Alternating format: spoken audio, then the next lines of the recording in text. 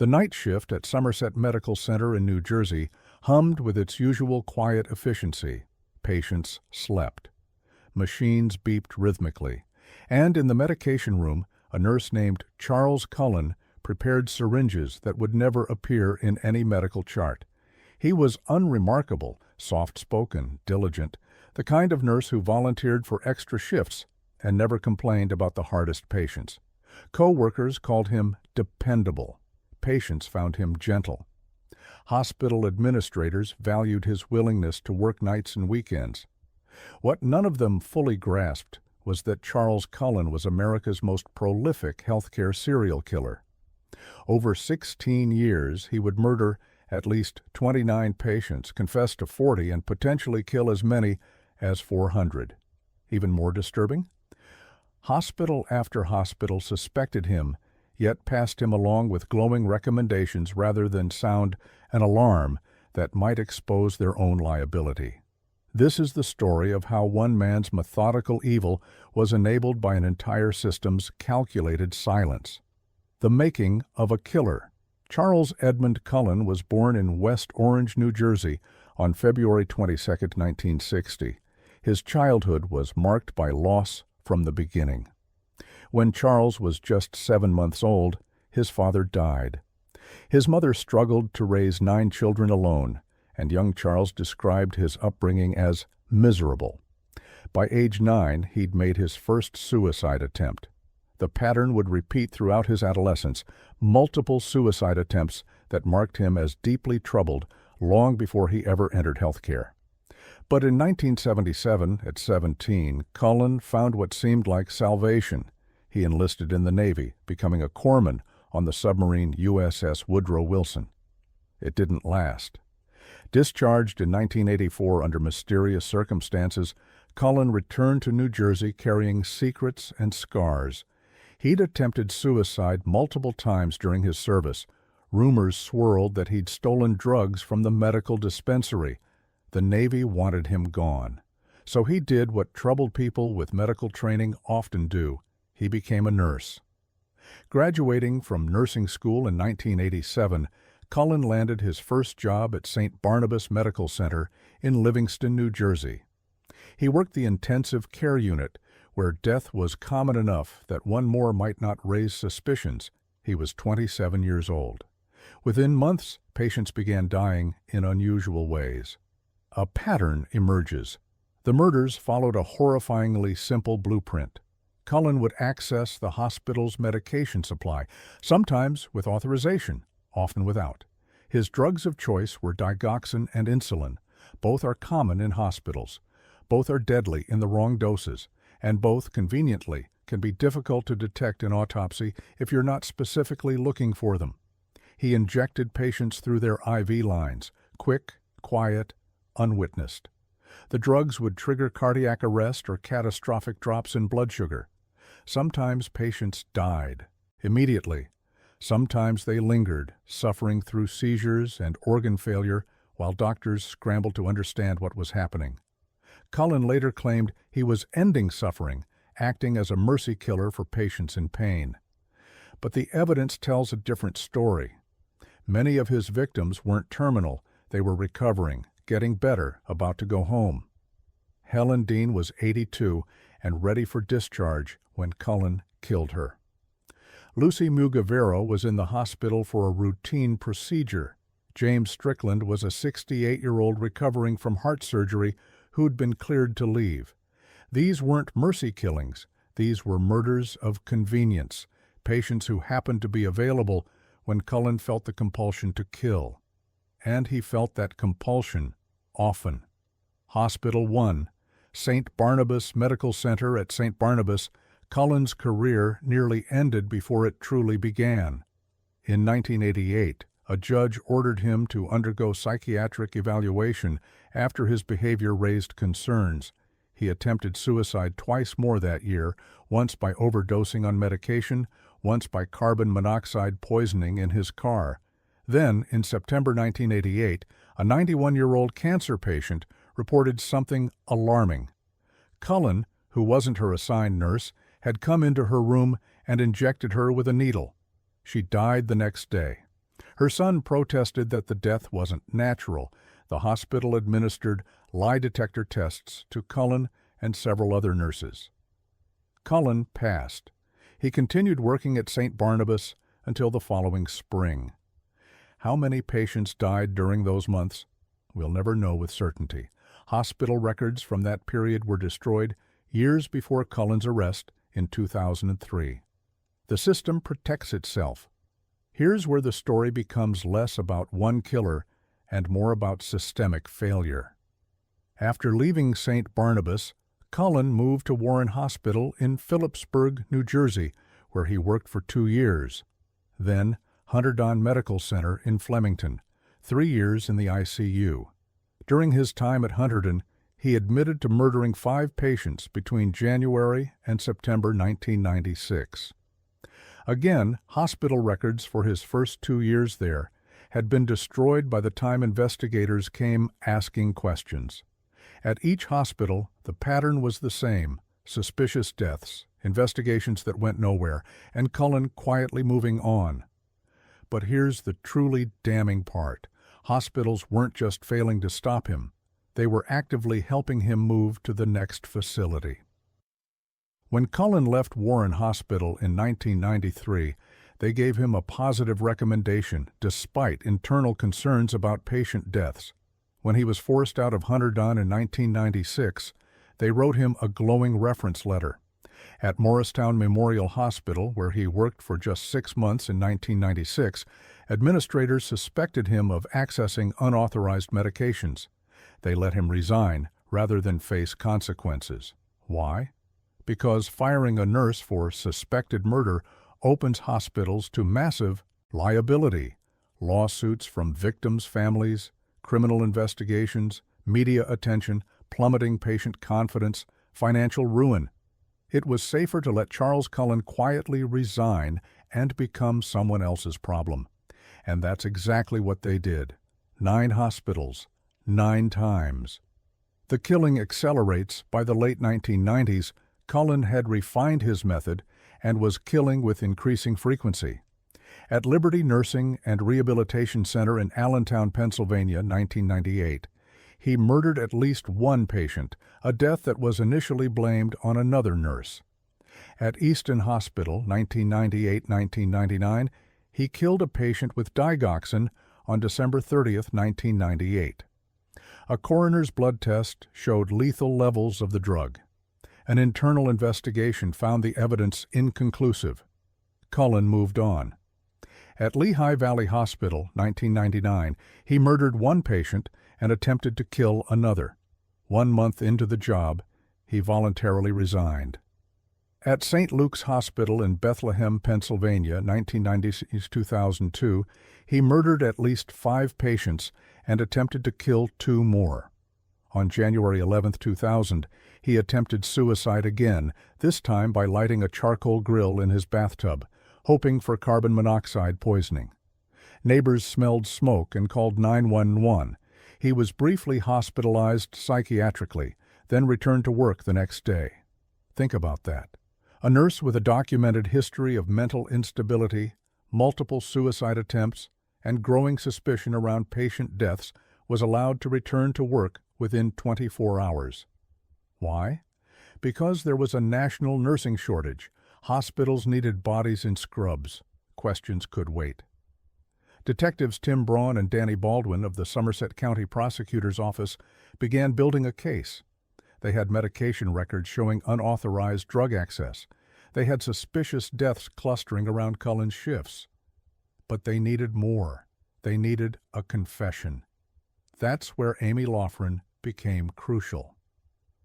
At the request of investigators, she agreed to wear a wire and continue her friendship with Cullen, hoping he'd reveal something incriminating. The emotional toll was devastating. Amy was betraying a friend while simultaneously helping catch a serial killer. Charlie never fully confessed to her. He was too careful. But his evasions and half-admissions gave investigators enough to move forward. On December 12, 2003, police arrested Charles Cullen at a diner in Bridgewater, New Jersey. He was 43 years old. Over 15 hours of interrogation, he finally admitted what hospitals had suspected but never confirmed for 16 years. He had killed patients, lots of patients, for 16 years. The body count. The investigation revealed a nightmare more extensive than anyone imagined. Cullen confessed to murdering patients at 9 facilities across 2 states. He admitted to 40 murders. Prosecutors secured evidence for 29. But investigators believe the true count is much higher, potentially as high as 400 victims. Why the discrepancy? Because hospitals had destroyed records, because autopsies hadn't tested for digoxin or insulin poisoning, because deaths in ICUs and nursing homes are common and no one was looking for patterns. Somerset Medical Center alone saw at least 13 suspicious deaths during Cullen's 7-month tenure. Across all 9 facilities, the body count was staggering, but determining exactly how many patients Charles Cullen murdered became impossible. Too much time had passed, too much evidence was gone, too many records had been routinely destroyed. The victims we know about ranged from their 40s to their 90s. Some were elderly, some were middle-aged, some were veterans, some were priests, some were mothers, fathers, grandparents. All of them trusted that the soft-spoken nurse caring for them at night was there to help.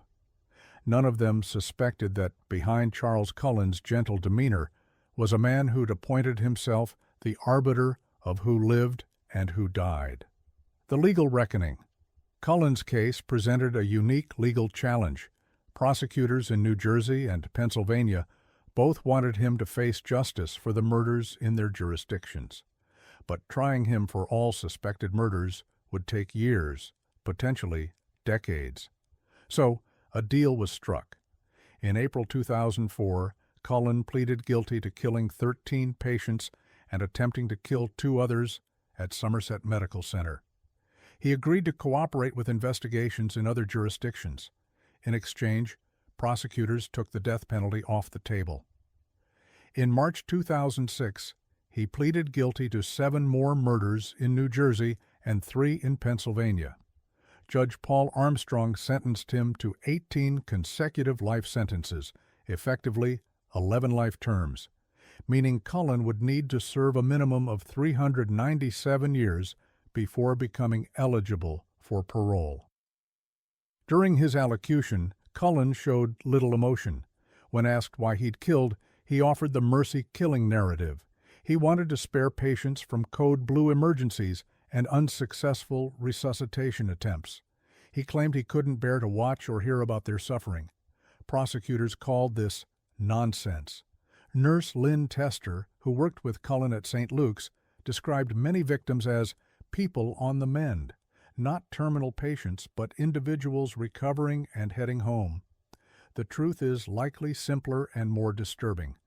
Charles Cullen killed because he felt compelled to. He killed because he enjoyed the control. He killed because he could. And for 16 years, the healthcare system let him.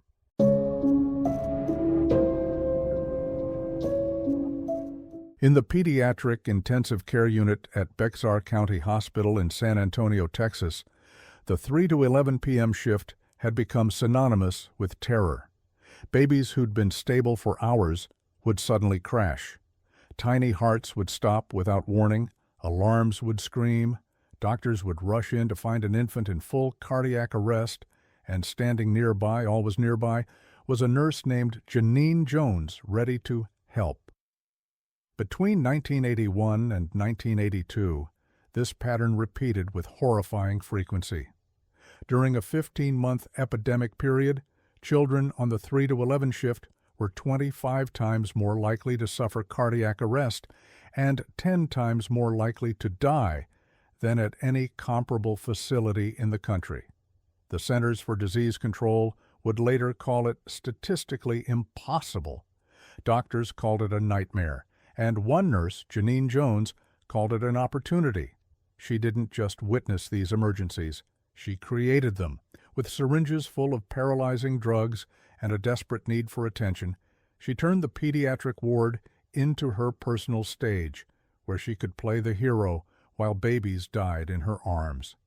The true body count remains unknown. At least 2 murders are confirmed, but investigators believe she may have killed up to 60 infants and children. Even more disturbing? 34 years after her conviction, a legal technicality nearly set her free to kill again. This is the story of how a children's hospital became a killing field, and how a baby killer almost escaped justice.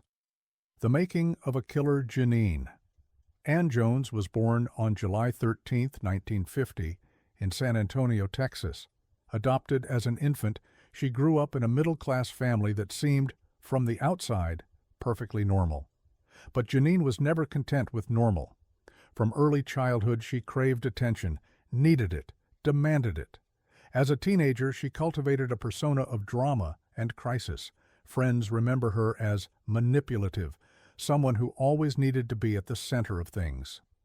When life didn't provide enough excitement, Janine created it. She married young, had a child. The marriage fell apart. She remarried. That ended too. By her late 20s, Janine was a twice-divorced single mother struggling to find purpose. She found it in nursing. In 1977, Janine completed her training as a licensed vocational nurse, LVN, a step below a registered nurse, requiring less education but still granting significant patient care responsibilities. In Texas at the time, LVNs could administer medications with minimal supervision. That access to medications, combined with Janine's pathological need for attention, would prove deadly. In 1978, she took a job at Bexar County Hospital, now University Hospital of San Antonio, working in the pediatric intensive care unit. She was 28 years old and finally had the stage she'd been craving. Within months, babies started dying. The pediatric ICU, a pattern emerges. Bexar County Hospital's pediatric ICU served San Antonio's most vulnerable children, premature infants, babies with heart conditions, toddlers fighting for their lives. Death wasn't uncommon in such a setting.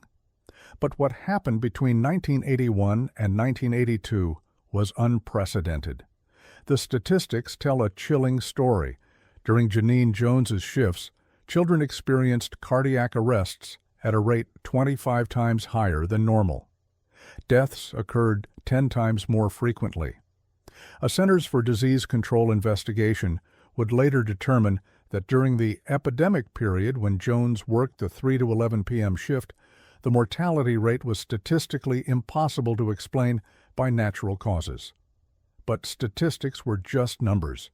The human toll was devastation written in tiny coffins. Rosemary Vega was 2 years old, recovering from successful heart surgery performed by the hospital's star surgeon. She'd been doing well, stable, improving, expected to go home.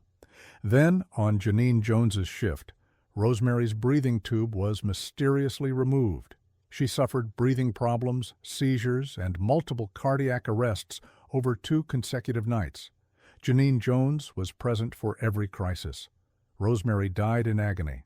Rolando Santos was an infant who became one of Janine's targets for reasons known only to her. She injected him with heparin, a blood thinner that in massive doses causes uncontrollable bleeding.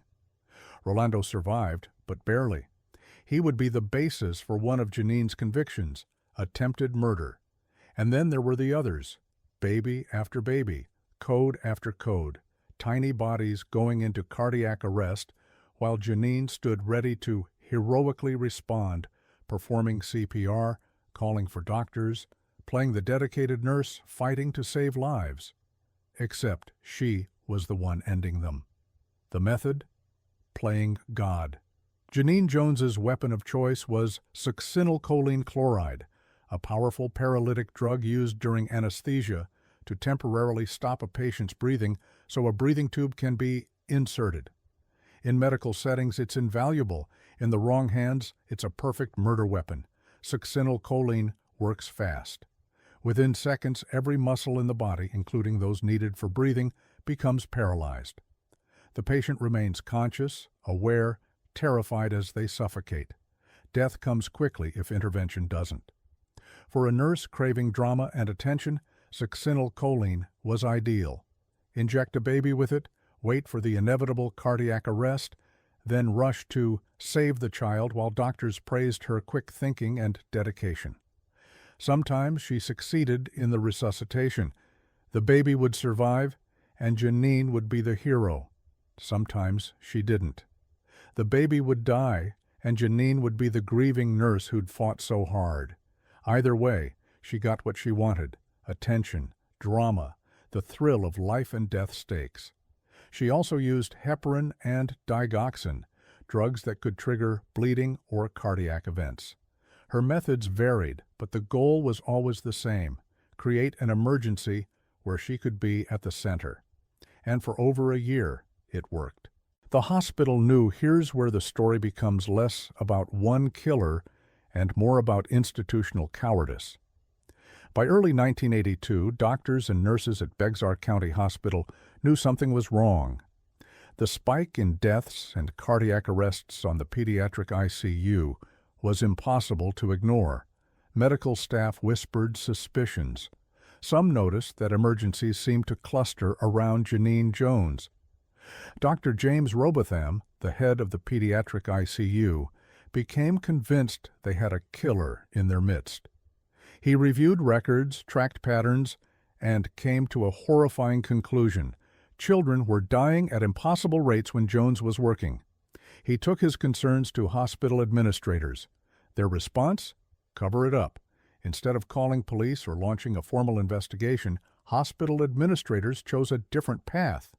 They fired all the LVNs, not just Janine Jones, but every licensed vocational nurse in the unit, and restructured the ICU to use only registered nurses. The official reason? Restructuring for better patient care. The real reason? Firing all LVNs meant they didn't have to single out Janine Jones, which meant they didn't have to formally accuse her, which meant they didn't have to involve police or risk lawsuits or face questions about how they'd let a killer work in their pediatric ICU. It was institutional self-preservation masquerading as policy change. And it worked for the hospital. Janine Jones was gone, no longer their problem. The suspicious death stopped immediately after she left. But there was one catastrophic failure in the hospital's plan. They didn't warn anyone. No police report was filed, no investigation was launched. Janine Jones's personnel file contained nothing indicating she'd been suspected of harming children. So when she applied for her next job, her references from Bexar County Hospital were positive. And the clinic in Kerrville, Texas, 60 miles away, had no reason not to hire her. The babies in Kerrville never had a chance. Kerrville. The killing continues. In September 1982, Janine Jones took a job at a pediatric clinic in Kerrville, Texas, working for Dr. Kathleen Holland. The clinic was small, just Dr. Holland and her staff, serving the rural hill country community. Dr. Holland was thrilled to have an experienced pediatric ICU nurse on her team. Janine seemed knowledgeable, confident, professional. Within weeks, children started dying. The pattern was the same as in San Antonio, but more concentrated. Between September and December 1982, 8 children who came to the clinic for routine visits suddenly stopped breathing. One of them died. Chelsea McClellan was 15 months old, a beautiful baby with curly blonde hair and her whole life ahead of her. On September 17, 1982, her mother brought her to Dr. Holland's clinic for routine immunizations. Janine Jones administered the shots. Within minutes, Chelsea stopped breathing. Her lips turned blue. Her tiny body went into cardiac arrest. Janine and Dr.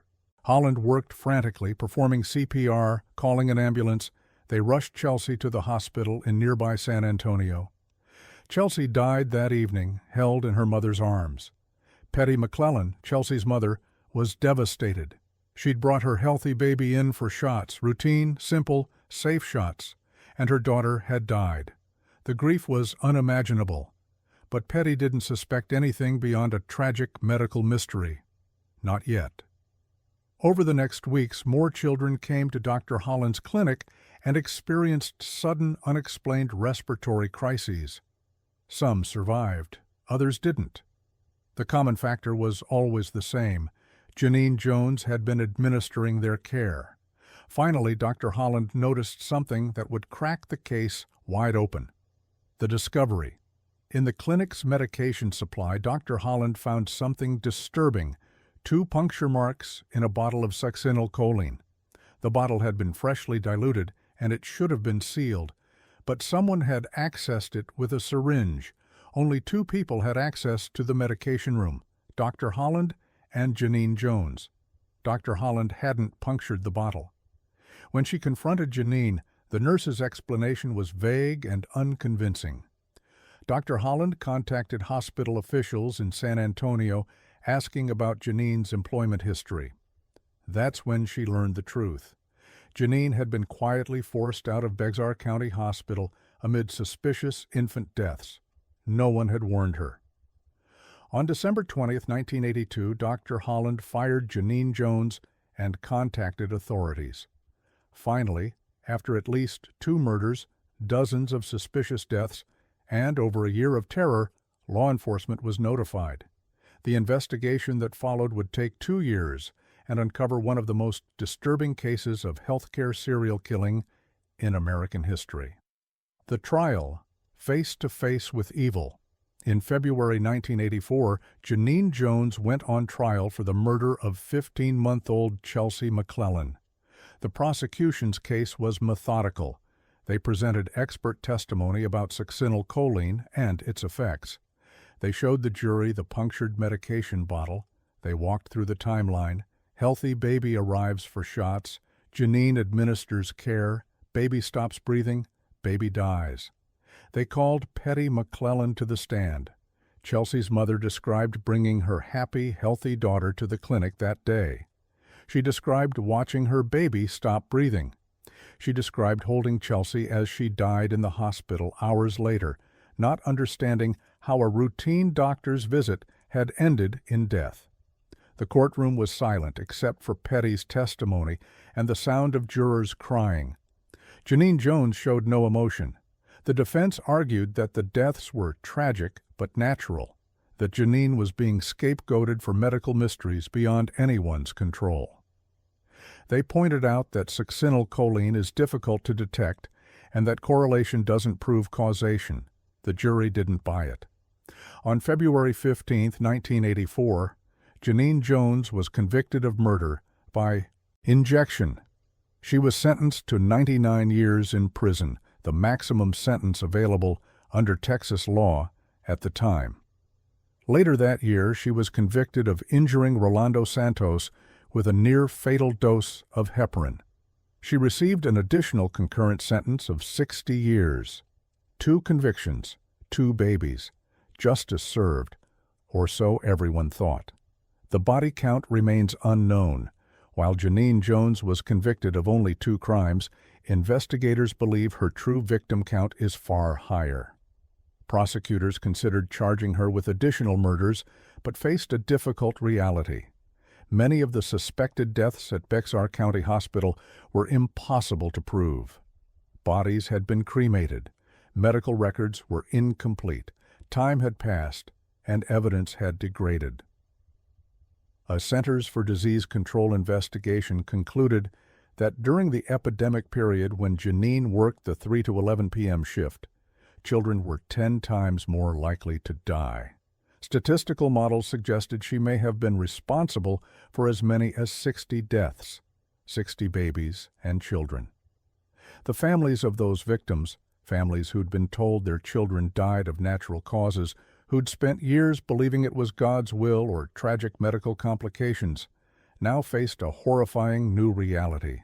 Their children had been murdered, and the nurse who killed them would never be held accountable for those deaths. Some victims we know by name. Rosemary Vega, 2 years old, recovering from heart surgery, died after multiple unexplained cardiac arrests on Janine's shift. Paul Villarreal, 3 months old, died under suspicious circumstances while in Janine's care. Jose Antonio Flores, 21 months old, experienced a sudden fatal cardiac arrest while Janine was his nurse, and dozens more whose names are recorded only in medical charts and grieving parents' memories. Janine Jones destroyed entire families. Some parents divorced under the strain of losing a child. Some survivors, the children who lived through her attacks, suffered permanent brain damage and disabilities. Some families never recovered from the trauma, and for 34 years Janine Jones sat in prison maintaining her innocence, while the families she devastated fought to ensure she'd never be free. 2017, the technicality that nearly freed a killer.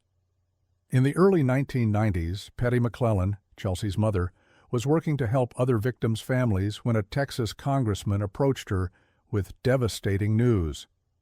"We have a problem," he said. He explained that due to a Texas law passed to reduce prison overcrowding, Janine Jones qualified for mandatory supervised release. The law, enacted in 1977, required that inmates convicted during a specific period be released after serving 1/3 of their sentence, regardless of the crime. Janine had been sentenced to 99 years in 1984. Under the mandatory release law, she was scheduled to walk free in March 2018, after serving just 34 years for murdering babies. Patty McClellan couldn't believe what she was hearing. The woman who'd murdered her daughter, who'd likely killed dozens more children, was going to be released, free to walk the streets, free to be around children again? "There is nothing we can do," the congressman told her. "Nothing I can do." The law was the law. Janine Jones's release was scheduled, inevitable, unstoppable. Or was it?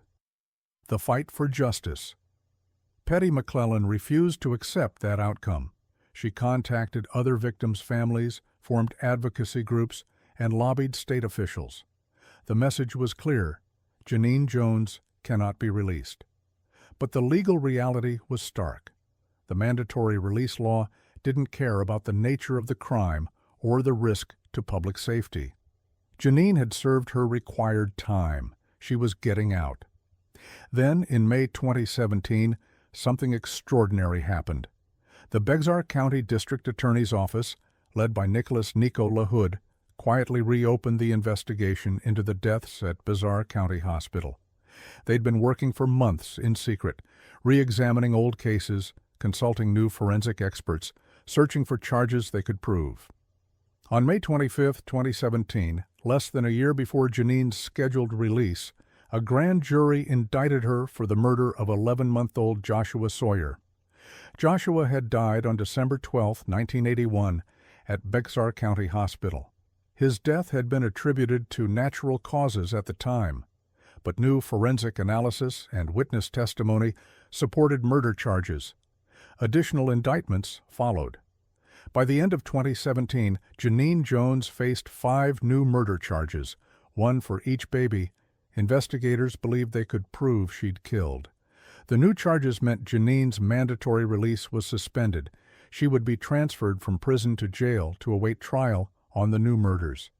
Even if she were somehow acquitted, the legal process would take years. For the families, it was a reprieve. For Janine Jones, it was the beginning of the end. The confession. For years, Janine Jones had maintained her innocence. She gave occasional interviews from prison, portraying herself as a victim of circumstance, a scapegoat for medical tragedies beyond her control. But as the new murder charges mounted and the evidence piled up, her defenses began to crumble. In 2011, she'd written a letter to the Texas Board of Nursing that hinted at acknowledgement. "I look back now on what I did and agree with you now that it was heinous, that I was heinous." Still, she never explicitly confessed to murder. Not until she had no choice. On March 2, 2020, faced with overwhelming evidence in the Joshua Sawyer case and the prospect of additional trials, Janine Jones entered a guilty plea. In court, she admitted to murdering 11-month-old Joshua Sawyer by injecting him with a fatal dose of medication. She was sentenced to life in prison. Now 69 years old, Janine Jones will die behind bars. There will be no mandatory release, no technicality, no escape. Petty McClellan, who'd fought for decades to ensure this outcome, was there when the sentence came down. She'd lost her daughter 38 years earlier. She'd spent nearly 4 decades fighting to keep her daughter's killer in prison. Finally, it was over. "Chelsea can rest now," Petty said. "We all can."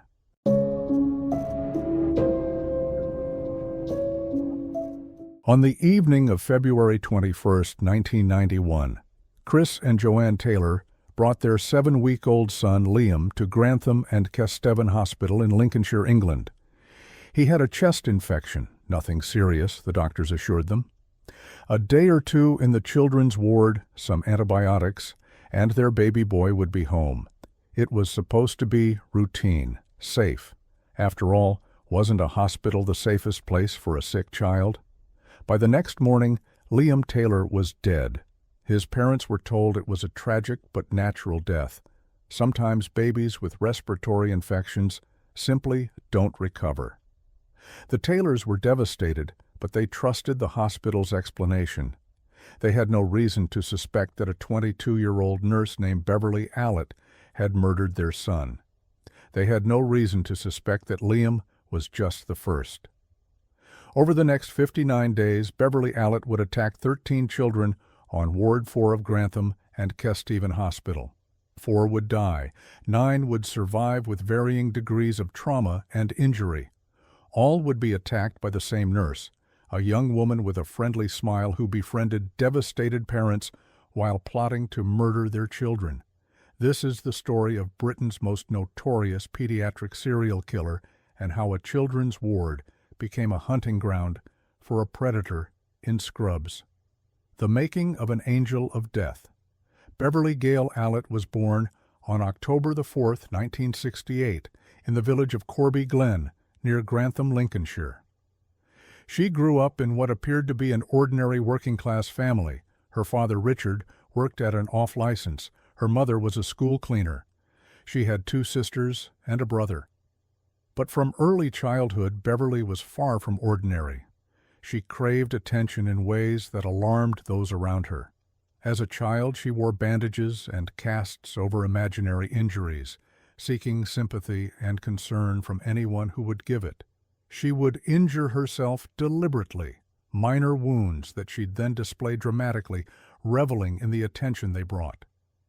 When she didn't get the reaction she wanted, the injuries became more elaborate, the stories more dramatic, the need for attention more desperate. Psychologists would later identify this as classic Munchausen syndrome, a disorder where someone fakes or induces illness in themselves to gain attention and sympathy. But Beverly's pathology was more dangerous than that. As she grew older, simply hurting herself wasn't enough. She needed to hurt others. As an adolescent, Beverly became overweight and increasingly aggressive. Friends described her as manipulative, attention-seeking, someone who always needed to be at the center of drama. She showed little empathy and seemed to enjoy others' distress. She volunteered for babysitting jobs, a detail that, in hindsight, is chilling. At 16, she left school and enrolled in nursing training at Grantham College. It should have been a red flag from the start. During her 2-year training course, Beverly was absent for 160 days, nearly a third of the program.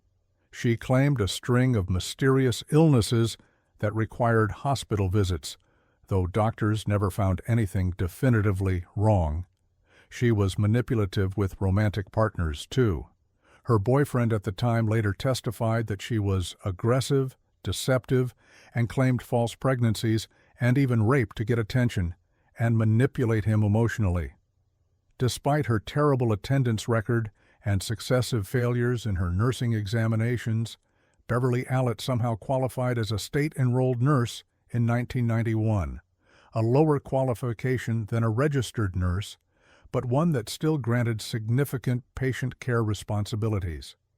In January 1991, Grantham and Kesteven Hospital, chronically understaffed, hired her on a temporary 6-month contract to work in the children's ward. She was 22 years old and finally had unlimited access to the most vulnerable victims imaginable, sick children whose parents trusted her completely. The attacks began within weeks. February 21, 1991. The first victim, 7-week-old Liam Taylor, should have been safe in the children's ward. His parents had brought him in for a chest infection, and he was responding to treatment. The medical staff expected him to go home in a day or two. On the evening of February 21, 1991, Liam's heart stopped. Alarms screamed through Ward 4. Medical staff rushed to his bedside and found Beverly Allett already there, attempting resuscitation. Despite their efforts, Liam couldn't be saved. He died that night. The official cause of death was recorded as heart failure secondary to respiratory infection. Tragic, but not unheard of in very young infants. Liam's parents, Chris and Joanne Taylor, were shattered. But they never suspected murder. Why would they? Hospitals are places of healing. Nurses are caregivers. Their son had been sick, and sometimes sick babies die. That's what everyone believed. What they didn't know was that Beverly Allett had been alone with Liam just before his cardiac arrest. What they didn't know was that she'd injected him with something, likely insulin or air, that caused his tiny heart to stop. What they didn't know was that she'd enjoyed it, and she was just getting started. The pattern emerges. 59 days of terror. Over the next 2 months, Ward 4 at Grantham and Kesteven Hospital became a nightmare. Children who'd been stable would suddenly crash. Babies would stop breathing without warning. Toddlers admitted for minor ailments would suffer mysterious cardiac arrests. Alarm bells rang constantly. Doctors scrambled to understand what was happening, and always, Beverly Allett was nearby, ready to help. Timothy Hardwick, 11 years old, was admitted to Ward 4 with cerebral palsy for routine care. He should have been fine. On March 5, 1991, he went into sudden, unexplained cardiac arrest. Beverly was his nurse that shift. Timothy died, and his death was attributed to epilepsy, complications. Later, it would be revealed that Beverly had injected him with a lethal dose of insulin. Kaylee Desmond, 15 months old, was admitted with a chest infection. On March 10th, just days after Timothy's death, Kaylee suffered an unexplained cardiac arrest. Medical staff saved her, but she was transferred to a larger hospital for specialized care. She survived, barely. Beverly had attempted to murder her with an injection of air into her bloodstream. Paul Crampton, 5 months old, was admitted for a minor chest infection. On March 20th, he suffered multiple unexplained cardiac arrests. Each time, medical staff managed to resuscitate him. Each time, Beverly Allett had been alone with him just before the emergency. Paul survived, but with permanent brain damage from the repeated attacks. Bradley Gibson, 5 years old, was admitted for pneumonia. On March 21st, the day after Paul Crampton's attacks, Bradley went into cardiac arrest. He survived but was left with severe disabilities. Beverly had injected him with insulin, causing catastrophic drops in his blood sugar. Yik Hung Henry Chan, 2 years old, was recovering from a minor operation. On March 22nd, he suffered 2 cardiac arrests in 12 hours. Both times, Beverly had been his nurse. Henry survived with brain damage. The hospital was in chaos. Doctors couldn't understand why so many children were suddenly experiencing cardiac arrests and unexplained medical crises. The death rate on Ward 4 had skyrocketed. Parents were terrified. But still, no one suspected the friendly young nurse who was always there, always willing to work extra shifts, always present when emergencies struck. The twins, unspeakable evil. Perhaps no case better illustrates Beverly Allett's depravity than her attacks on twin babies, Becky and Katie Phillips. The twins were born prematurely and were in the hospital for respiratory support and monitoring. On April 1, 1991, Becky, just 2 months old, suffered a sudden, unexplained collapse. Medical staff fought to save her, but she died. The official cause was recorded as Sudden Infant Death Syndrome, SIDS, crib death. Katie, Becky's surviving twin, remained in the hospital under observation. Her parents were devastated by Becky's death, but grateful Katie had survived. The nurses were so supportive, they said, especially that kind young woman, Beverly, who'd been so attentive to Becky and was now caring for Katie. On April 10th, 9 days after her sister's death, Katie suffered multiple cardiac arrests. Each time, she nearly died. Each time, medical staff managed to resuscitate her. Katie survived, but doctors were baffled. What could cause a previously stable baby to crash repeatedly? The answer, discovered later, was Beverly Allett. She'd murdered one twin with an injection of insulin or air, then attempted to murder the surviving twin multiple times, likely to extend the drama and attention she was receiving from the devastated parents and panicked medical staff. The Phillips family had trusted Beverly. They'd been grateful for her care and dedication. They'd invited this monster to comfort them while she plotted to kill their remaining child. It's difficult to conceive of evil more calculated, more cruel. April 1991. The net closes. By April 1991, doctors at Grantham and Kesteven Hospital knew something was catastrophically wrong. The spike in cardiac arrests, unexplained deaths, and medical emergencies was statistically impossible. Ward 4, which typically saw a few serious incidents, had become a disaster zone. Children were dying or suffering severe medical crises at unprecedented rates. Dr. Nelson Porter, a consultant at the hospital, began quietly investigating. He noticed a disturbing pattern. Every single incident had occurred when Beverly Allett was on duty.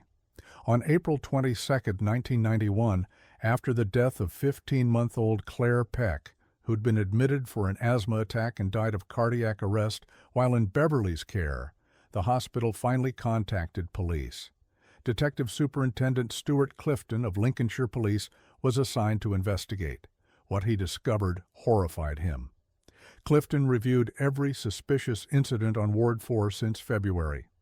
25 separate incidents involving 13 children. In every single case, Beverly Allett had been present. The statistical probability of this being coincidence was astronomically small, but correlation wasn't enough. They needed evidence. That's when investigators discovered something crucial: missing nursing logs. The daily records for the periods when Paul Crampton and other children had been attacked were gone from hospital files. Police searched Beverly's home and found them. She'd taken the logs, likely to destroy evidence of her presence during the attacks.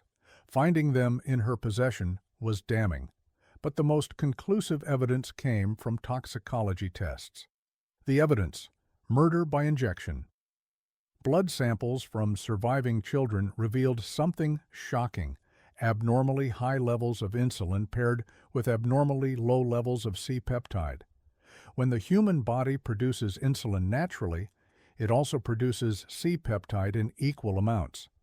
But when insulin is injected artificially, C-peptide levels don't rise correspondingly. High insulin plus low C-peptide equals one thing: someone injected these children with insulin. In Paul Crampton's case, the insulin level was so high it should have killed him. The fact that he survived was miraculous and provided crucial evidence. Further investigation revealed that Beverly had also used another method: air embolism. She'd injected air bubbles directly into children's bloodstreams, causing cardiac arrests and, in some cases, death. Pathologists found evidence of air in the bloodstreams of several victims. She'd also tampered with breathing equipment, smothered babies, and removed oxygen supplies from vulnerable infants. The methods varied, but the goal was always the same: create a medical emergency where Beverly could be the hero, rushing to save the child she'd just attacked. Sometimes she succeeded in the resuscitation, and the child survived, though often with permanent damage. Sometimes she let them die, playing the grieving, dedicated nurse who'd fought so hard but couldn't save them. Either way, she got what she wanted: attention, drama, sympathy, and a sense of power over life and death. The arrest and trial. On July 26, 1991, police arrested Beverly Allitt at her home. She was charged initially with 4 murders, but as the investigation continued, more charges were added. By the time her trial began in February 1993, Beverly faced 13 counts: 4 murders, 3 attempted murders, 6 counts of causing grievous bodily harm. The trial lasted nearly 2 months and was one of the most sensational in British legal history. Media dubbed Beverly the Angel of Death, a term that would follow her for the rest of her life. Beverly attended only 16 days of her trial.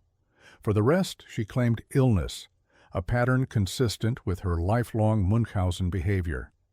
Even facing trial for murdering children, she couldn't stop seeking attention through claimed medical crises. The prosecution presented overwhelming evidence, toxicology reports showing injected insulin, statistical analysis proving Beverly was present for every attack. The stolen nursing logs found in her home expert testimony on air embolism and insulin poisoning. Timeline evidence showing children crashed only when Beverly was alone with them. Professor Roy Meadow, a leading pediatrics expert, testified about Munchausen syndrome by proxy, explaining how Beverly's childhood pattern of faking injuries had evolved into attacking children to gain attention and sympathy. He concluded that Beverly would never be cured and represented a permanent danger to society.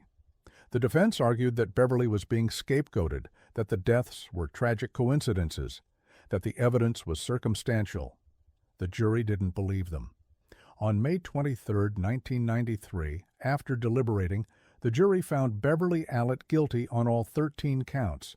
Justice Latham sentenced her to 13 concurrent life sentences, 1 for each victim. He called her actions a complete betrayal of the nursing profession and said she posed a serious danger to anyone in her care. The sentence was the harshest ever delivered to a female defendant in British history at that time.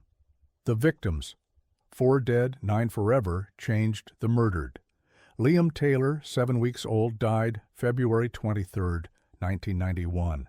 His parents brought him in for a chest infection. Beverly murdered him on his 2nd night in the hospital. Timothy Hardwick, 11 years old, died March 5, 1991, admitted for routine care related to cerebral palsy. Beverly injected him with lethal insulin. Becky Phillips, 2 months old, died April 1, 1991. A premature twin, murdered while her sister Katie watched from the next. Incubator. Claire Peck, 15 months old, died April 22, 1991, admitted for asthma, suffered cardiac arrest, and died while in Beverly's care. The survivors. 9 children survived Beverly's attacks, but many were left with permanent disabilities. Paul Crampton suffered catastrophic brain damage from multiple insulin attacks and will require care for the rest of his life. Bradley Gibson was left with severe disabilities after being injected with insulin. Yik Hung, Henry Chan, sustained brain damage from cardiac arrests induced by Beverly. Katie Phillips, who survived multiple murder attempts after watching her twin sister die, grew up knowing a nurse had tried to kill her multiple times. Kaylee Desmond, Michael Davidson, Christopher King, Patrick Elstone, and Christopher Peasgood all survived but carry the trauma of their attacks. The psychological toll on survivors and families is incalculable. Parents developed PTSD. Marriages dissolved under the strain. Siblings grew up in homes forever changed by grief and trauma. And all because one nurse with a pathological need for attention decided that children's lives mattered less than her craving for drama. Rampton Secure Hospital, Life Behind Bars. After sentencing, Beverly Allitt was sent not to a traditional prison, but to Rampton Secure Hospital, a high-security psychiatric facility in Nottinghamshire that houses some of Britain's most dangerous offenders. Even there, she continued her pattern of attention-seeking behavior. Within a week of arrival, she refused to eat or drink, claiming illness. She's been hospitalized multiple times for various claimed ailments, many of which medical staff believe are exaggerated or fabricated. In 2007, Justice Stanley Burnton confirmed that Beverly must serve a minimum of 30 years before being eligible for parole consideration. Given that she was sentenced in 1993, her earliest possible release date would be 2023. But in 2023, authorities denied her request for transfer from Rampton to a mainstream prison, a transfer that would have been the first step toward eventual parole eligibility. She remains at Rampton and will not be eligible for another assessment until at least 2026. Two leading forensic experts, forensic psychiatrist Jeremy Coyd and criminologist Elizabeth Yardley, examined Beverly in 2018 and concluded she was not mentally ill in the legal sense. They argued she should be in prison, not a hospital, and that her continued hospitalization was inappropriate. In a 2018 documentary, it was revealed that Beverly had allegedly admitted to all 13 crimes in a failed application to remain at Rampton and avoid transfer to prison, where conditions would be harsher and privileges fewer. None of the victims' families were informed of this confession. The families, lifelong trauma. For the families of Beverly's victims, the pain never ends. Chris and Joanne Taylor, Liam's parents, spent years believing their son died of natural causes. Learning the truth, that a nurse had murdered their 7-week-old baby, was devastating all over again. The Phillips family lost one twin and nearly lost the other. Katie grew up knowing that a trusted nurse had murdered her sister and repeatedly tried to murder her. The psychological scars are permanent.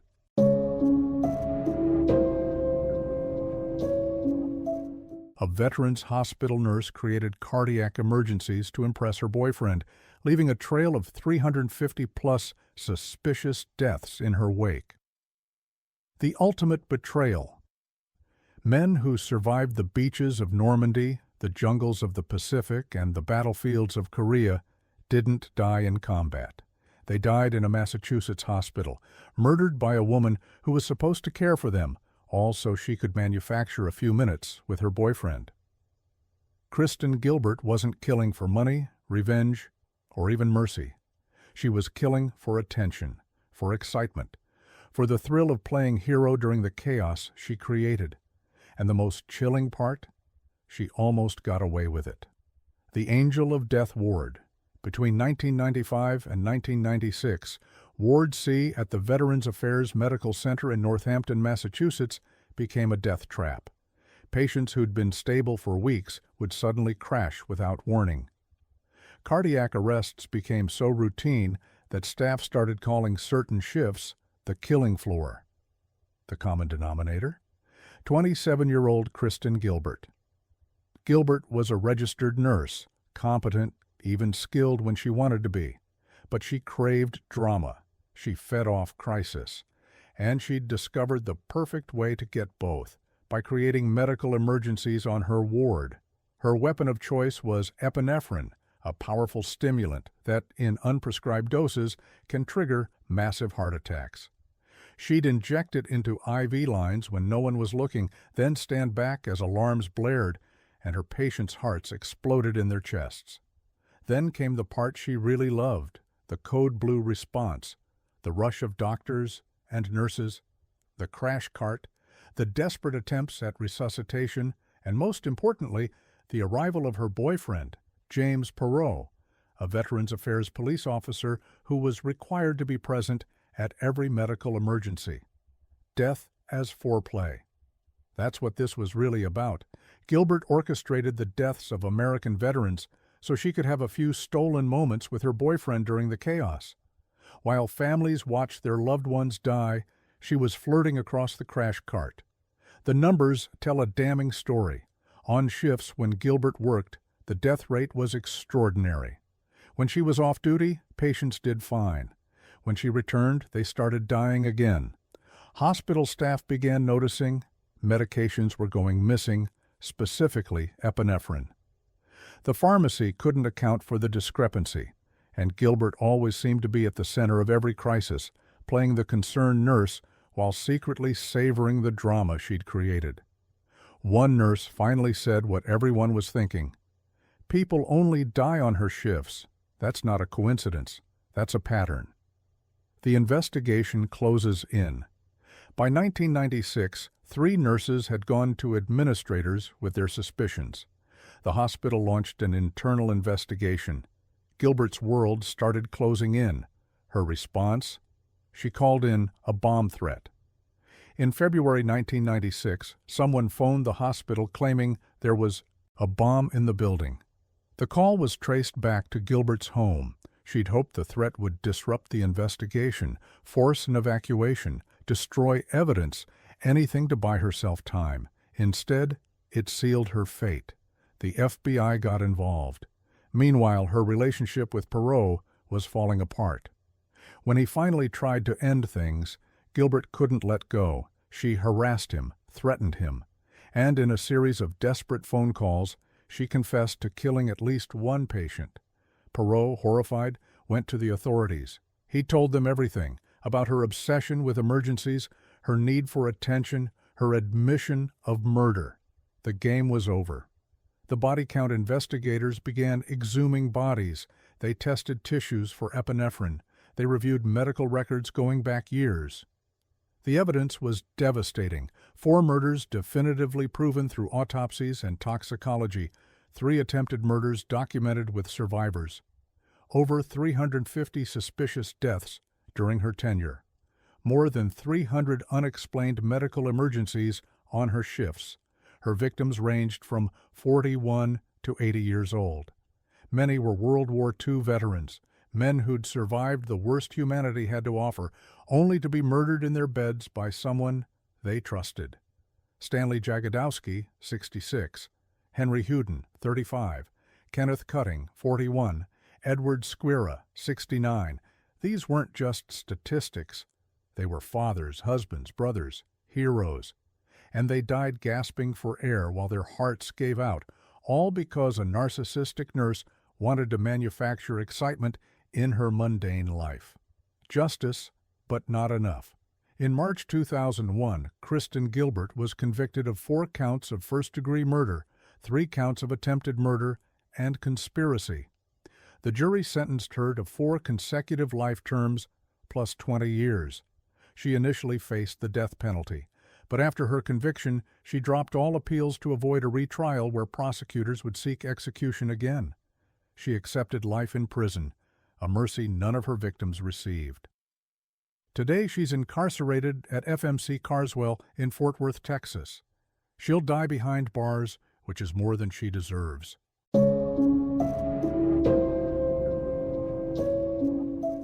Exploded from 26 annually to over 100, and co-workers joked about who would die next on his shift. The death shift. In a small Indiana hospital, nurses started making bets. Not on football games or lottery numbers, on which patient would die next during Orville Lynn Majors' shift. They called him the Angel of Death. They laughed about it in the break room. They'd see him walk onto the floor and whisper, "Who's it going to be tonight?" It was gallows humor, they'd say later, just a way to cope with the stress. Except it wasn't stress causing the deaths. It was Majors, and everyone knew it. They knew, and they did nothing. They joked instead. The Hometown Hero Returns Clinton, Indiana, was the kind of place where everyone knew everyone. Population 5,000, 1 main street, 1 hospital. The kind of town where people trusted their neighbors implicitly, sometimes fatally. Orville Lynn Majors grew up there.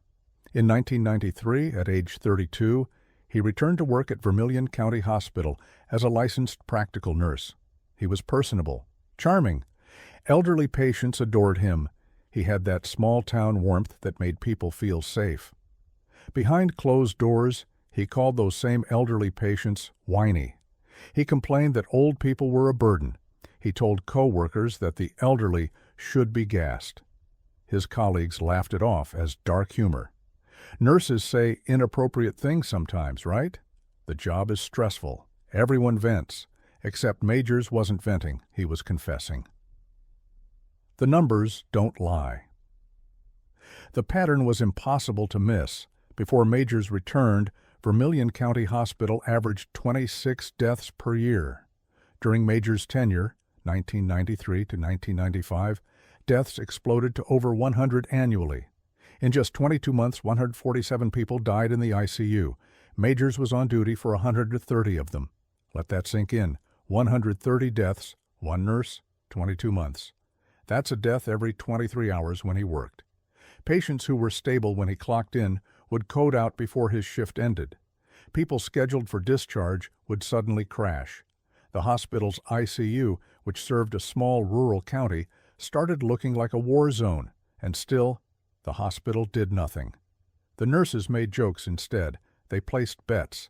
They nicknamed him the Angel of Death, with a smile, like it was all a big game. Who's going to die tonight? Imagine being a patient in that hospital. Imagine lying in your bed, recovering from surgery or stabilizing from pneumonia, and hearing the nurses laugh about whether you'll survive the shift. Because that's what was happening. Co-workers would see Majors arrive and literally joke, "Wonder who's going to die tonight?" They'd watch him enter a patient's room and exchange knowing glances. When alarms went off and another patient coded, they'd shake their heads with grim resignation. This wasn't secret. This wasn't subtle. The entire staff knew something was wrong. But this was small-town Indiana. Majors was one of their own. He'd grown up there. His family had roots in the community. And in places like Clinton, you don't accuse your neighbors of being serial killers. So they joked instead. They normalized the horror. They turned mass murder into dark comedy, because confronting the truth would have meant admitting they'd let it happen. The whistleblower.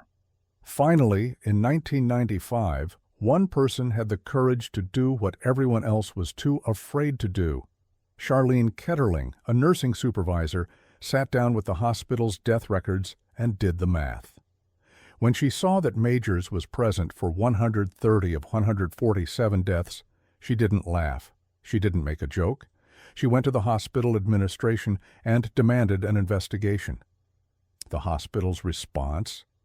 They put Majors on paid leave and quietly called the Indiana State Police. Even then, even with the evidence staring them in the face, they didn't want to believe it. This was their hospital, their town, their nurse. Surely there had to be another explanation. There wasn't. The investigation police exhumed bodies. Toxicology reports came back positive for lethal levels of potassium chloride and epinephrine.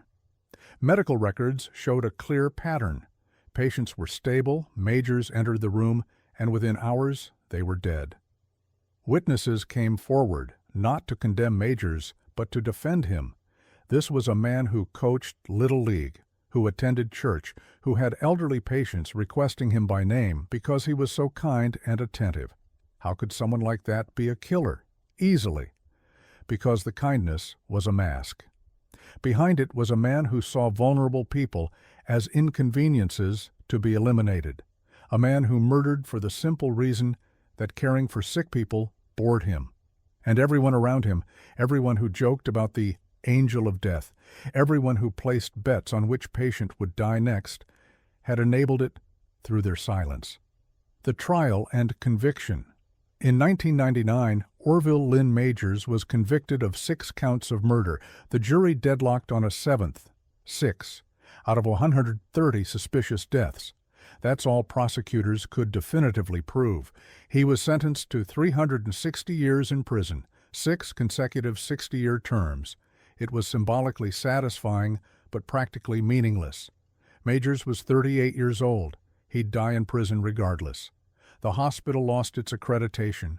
It was fined $80,000, a slap on the wrist for institutional negligence that resulted in over 100 deaths. The facility eventually rebranded as West Central Community Hospital, as if a new name could erase the bloodstains. Majors maintained his innocence until the end. He appealed repeatedly, claiming he was a scapegoat for the hospital's systemic failures. And in a twisted way, he had a point. The hospital did fail catastrophically, but that didn't make him innocent. It just meant more people were guilty. The death of the Angel of Death. On September 24, 2017, Orville Lynn Majors died in prison at age 56 from heart problems. The irony wasn't lost on anyone. A man who murdered people by stopping their hearts died when his own gave out. He'd served 18 years of his 360-year sentence. It wasn't nearly enough. The real horror: collective complicity. Here's what makes this case so uniquely disturbing. It wasn't just one killer. It was an entire community that allowed it to happen. The nurses who joked about the deaths, the administrators who ignored warning signs, the doctors who didn't question why their patients kept dying, the co-workers who literally placed bets on who would die next, but never filed a formal complaint. They all knew. On some level, they all knew. But in a small town, you don't accuse your neighbor of being a serial killer. You don't destroy someone's life over a hunch. You give people the benefit of the doubt. And so they turned mass murder into a running joke. They normalized the horror. They made it bearable through gallows humor, and in doing so, they became complicit.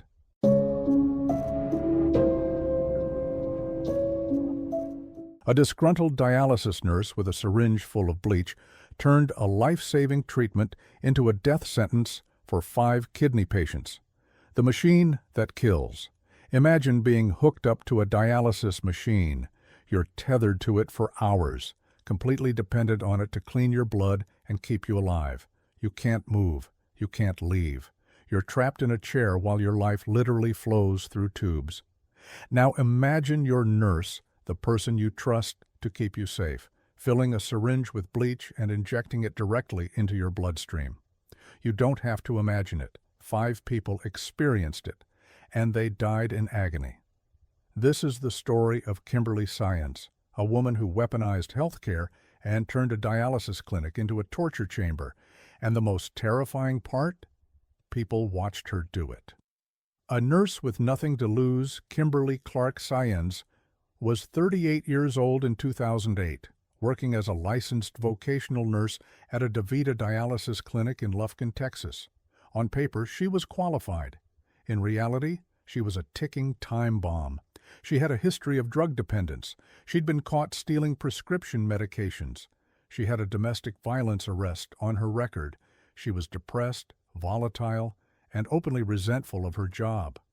Co-workers noticed she complained constantly about specific patients, the ones who were too demanding, who took too long, who made her job harder. She'd mutter under her breath about how annoying they were, how she wished they'd just die already. Then they started dying. In April 2008, the DaVita clinic in Lufkin turned into a killing field. The weapon, household bleach. Sayans's weapon of choice wasn't a controlled substance that could be traced. It wasn't a medication she'd stolen.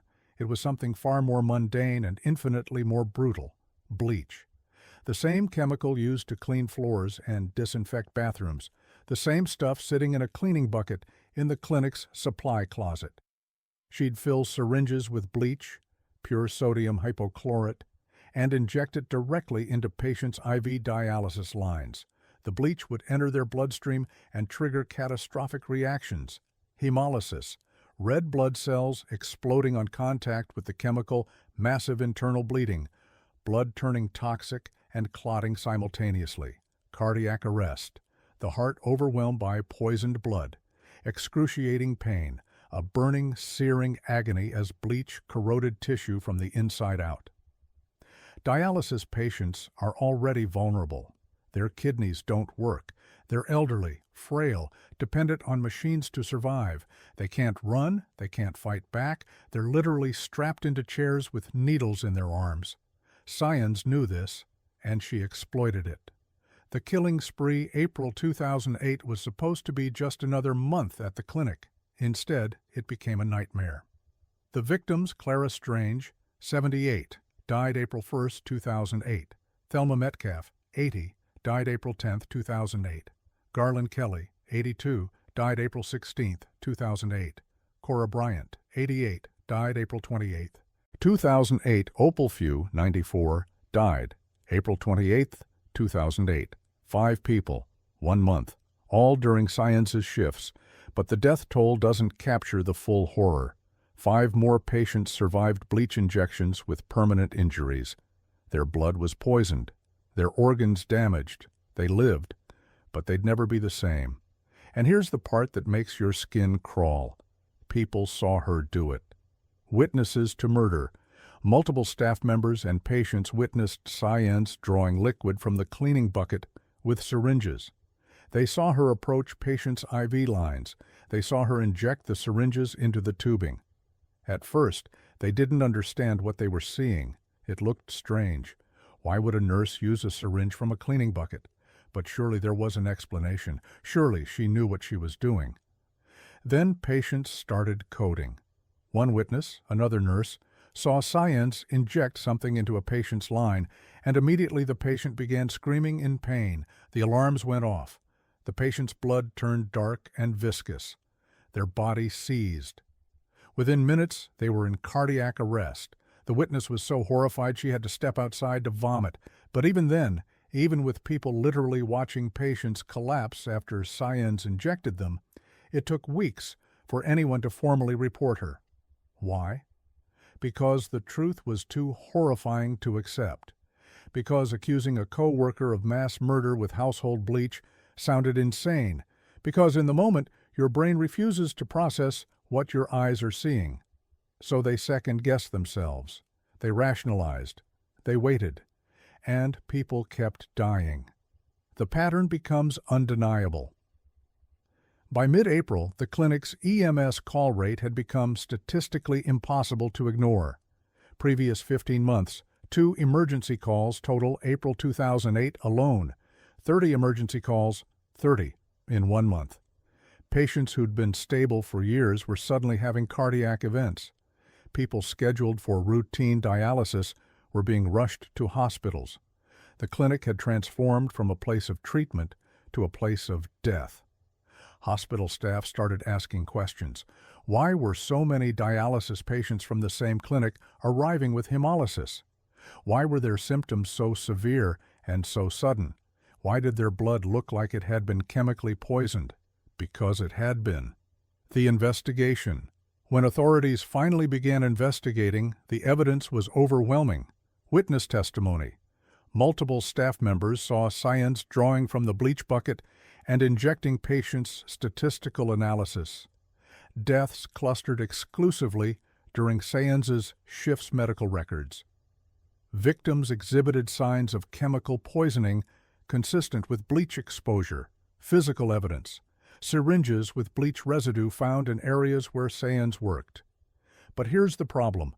Proving bleach injection in a murder case had never been done before. There was no established forensic test. Bleach breaks down quickly in the body. Traditional toxicology screens wouldn't detect it. Prosecutors needed something revolutionary. Forensic breakthrough. Enter Dr. Mark Sochaski, a forensic toxicologist who developed a groundbreaking test specifically for this case. He discovered that when bleach interacts with blood proteins, it creates a unique compound called chlorotyrosine. This compound doesn't occur naturally in the body. It's a chemical signature of bleach exposure. Dr. Sochaski tested tissue samples from the victims. Every single one showed elevated levels of chlorotyrosine. Some samples had concentrations hundreds of times higher than normal. The science was irrefutable. These patients had been injected with bleach. This forensic method, developed specifically to catch Kimberly Science, has since been used in chemical poisoning cases worldwide. Her crimes literally advanced forensic science. The trial. In 2012, Kimberly Science went on trial for capital murder. The prosecution presented eyewitness testimony from staff who saw her inject patients, statistical evidence showing deaths occurred only on her shifts, forensic evidence proving bleach in victims' bodies, character testimony revealing her hatred of patients, and job her defense?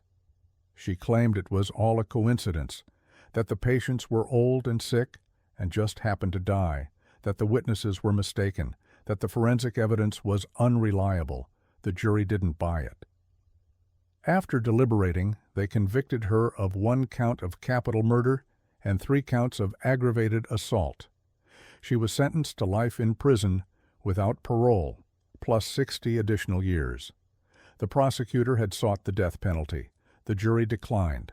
Whether out of mercy or because they couldn't fathom the full extent of what she'd done, we'll never know. Saenz showed no remorse.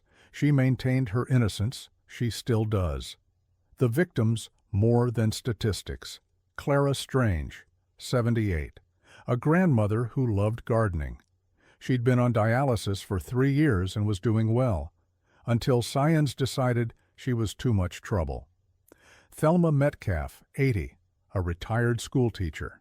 Her family said she was kind to everyone, even complaining patients in the waiting room. She died 10 days after Clara.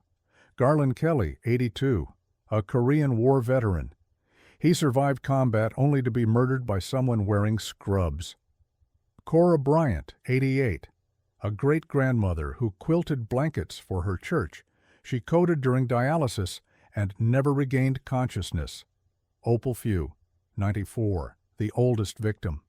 She'd lived through the Depression, raised 5 children, and buried 2 husbands. She died the same day as Cora, both during Saenz's shift. They weren't burdens. They weren't inconveniences. They were human beings with families and histories and value.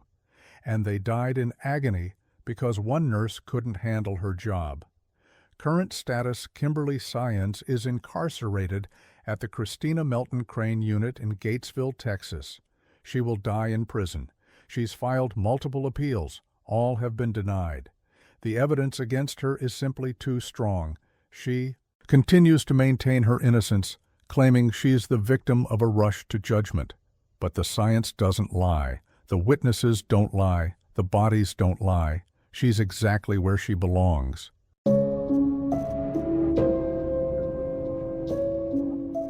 A Canadian nurse confessed during rehab to murdering 8 elderly nursing home residents with insulin because she felt a red surge of godlike power. The confession that came too late. Elizabeth Wetlaufer sat in a drug rehabilitation center in September 2016, surrounded by strangers working through their own demons. When it was her turn to share, she took a breath and said the words that should have been spoken years earlier. "I killed 8 people." The room went silent. This wasn't metaphorical guilt or substance-induced paranoia. This was a confession to serial murder.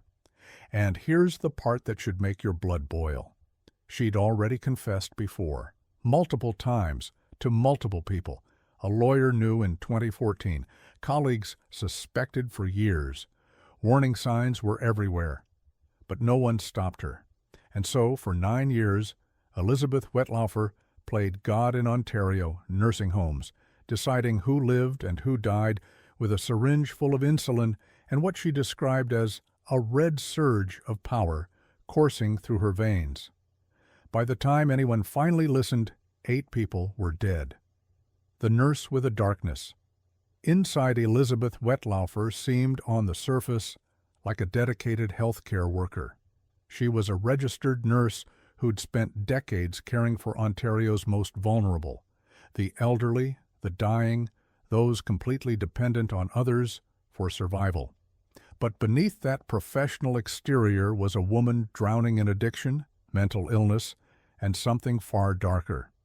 She struggled with alcoholism. She abused opioids, stealing medications from work to feed her habit. She suffered from depression and borderline personality disorder. She heard voices. She felt compulsions she couldn't control, or so she claimed. Because here's the thing about Elizabeth Wetlaufer. She knew exactly what she was doing. She chose her victims carefully. She killed when she wouldn't be caught. She covered her tracks meticulously. And when she felt the red surge, that intoxicating rush of power that came from deciding who lived and who died, she didn't fight it. She embraced it. The weapon, invisible and deadly. Wetlaufer's murder weapon was insulin, a hormone that regulates blood sugar. In prescribed doses, it's life-saving. In overdose, it's lethal. When injected in massive quantities, insulin causes severe hypoglycemia, dangerously low blood sugar that leads to confusion and disorientation, seizures, loss of consciousness, coma, death. For elderly patients already dealing with complex health issues, an insulin overdose could easily be mistaken for natural causes, a diabetic crisis, a stroke, simply their time. Wettlaufer knew this. She exploited it. She'd enter patients' rooms during night shifts when the facility was understaffed and no one was watching. She'd inject insulin directly into their bodies, sometimes multiple doses over several days, and watch as they deteriorated. Then she'd stand back and let nature, or what appeared to be nature, take its course. The red surge. In her confession, Wettlaufer described the compulsion to kill in chilling detail. She called it a red surge, an overwhelming feeling that would wash over her, demanding she take a life. She said it felt like a demonic possession, like God was testing her, like she was meant to decide who lived and died. She described the power as intoxicating, better than alcohol, better than opioids, a high she couldn't achieve any other way. When she'd successfully kill someone without getting caught, she felt invincible, godlike, chosen. Mental health experts would later debate whether this was genuine delusion or convenient excuse. Did she truly hear voices commanding her to kill? Or was she a calculating predator using mental illness as a shield? The answer probably lies somewhere in between. She had real mental health struggles, but she also had enough clarity to choose victims who wouldn't be suspicious deaths, kill during shifts when she wouldn't be observed, avoid patterns that would trigger investigation, lie convincingly to colleagues, families, and investigators. That's not delusion, that's premeditation. The confession that was ignored, 2014. Here's where the rage should set in. In 2014, 2 years and at least 3 murders before her arrest, Elizabeth Wettlaufer confessed to her lawyer. She told him she'd killed people, multiple people. She gave details. And her lawyer, bound by solicitor-client privilege, told her this: keep it secret. Don't tell anyone else. Let that sink in. A lawyer knew, a lawyer had information that could have stopped a serial killer. And rather than finding a legal way to report it, rather than encouraging her to turn herself in, he told her to stay silent. And she did. For 2 more years, Elizabeth Wettlaufer continued working in healthcare, continued having access to vulnerable patients, continued killing. James Silcox, Maurice Granat, Gladys Millard, Helen Matheson, Mary Zurawinski, Helen Young, and Maureen Pickering were already dead.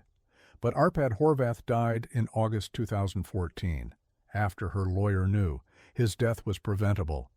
And that's not even the worst part. The system that failed to protect. Long before her 2014 confession to a lawyer, warning signs were everywhere. At Carescent Care, death rates were unusually high during Wettlaufer's shifts. Colleagues noticed unexplained insulin vials going missing. Patients who weren't diabetic were experiencing hypoglycemic events.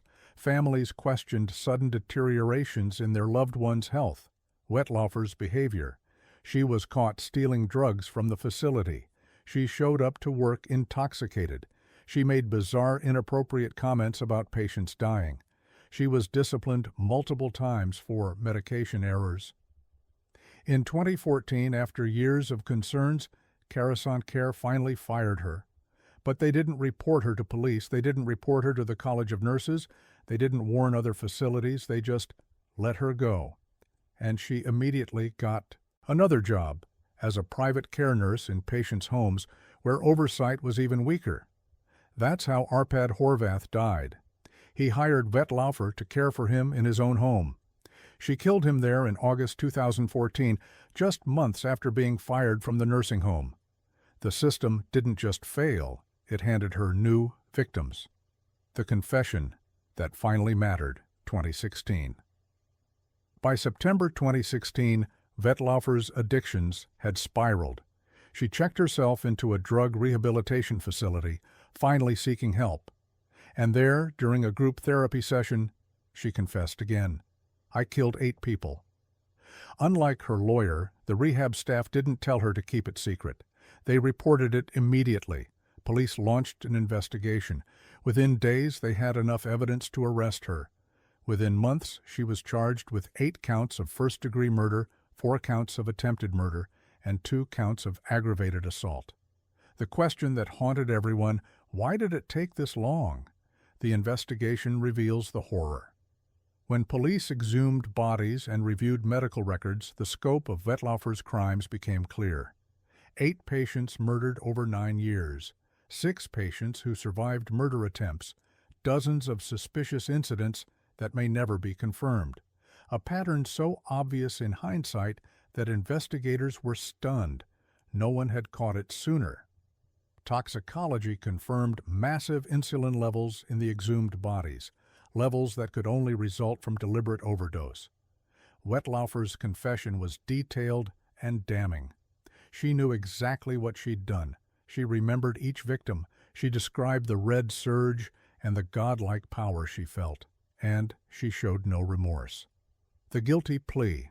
In June 2017, Elizabeth Wettlaufer pleaded guilty to all charges. No trial, no opportunity for families to confront her in court, just a guilty plea and a sentencing hearing. She was sentenced to 8 concurrent life sentences with no possibility of parole for 25 years. Her earliest parole eligibility, 2042, when she'll be 75 years old. But here's the thing about concurrent sentences. She could theoretically be paroled after 25 years, even though she murdered 8 people. Many families felt this was inadequate, that each life she took deserved a consecutive sentence, 200 years in prison, ensuring she'd die there. Instead, she got the same sentence a single murderer might receive. The victims, more than names. James Silcox, 84, a decorated Wabauhulu veteran who survived the horrors of war only to be murdered by someone he trusted with his care. His family said he was kind, strong, and didn't deserve to die afraid and confused from insulin poisoning. Maurice Granat, 84, known for his sense of humor and love of music. His daughter said he was looking forward to his 85th birthday. He never made it. Gladys Millard, 87, a devoted mother and grandmother.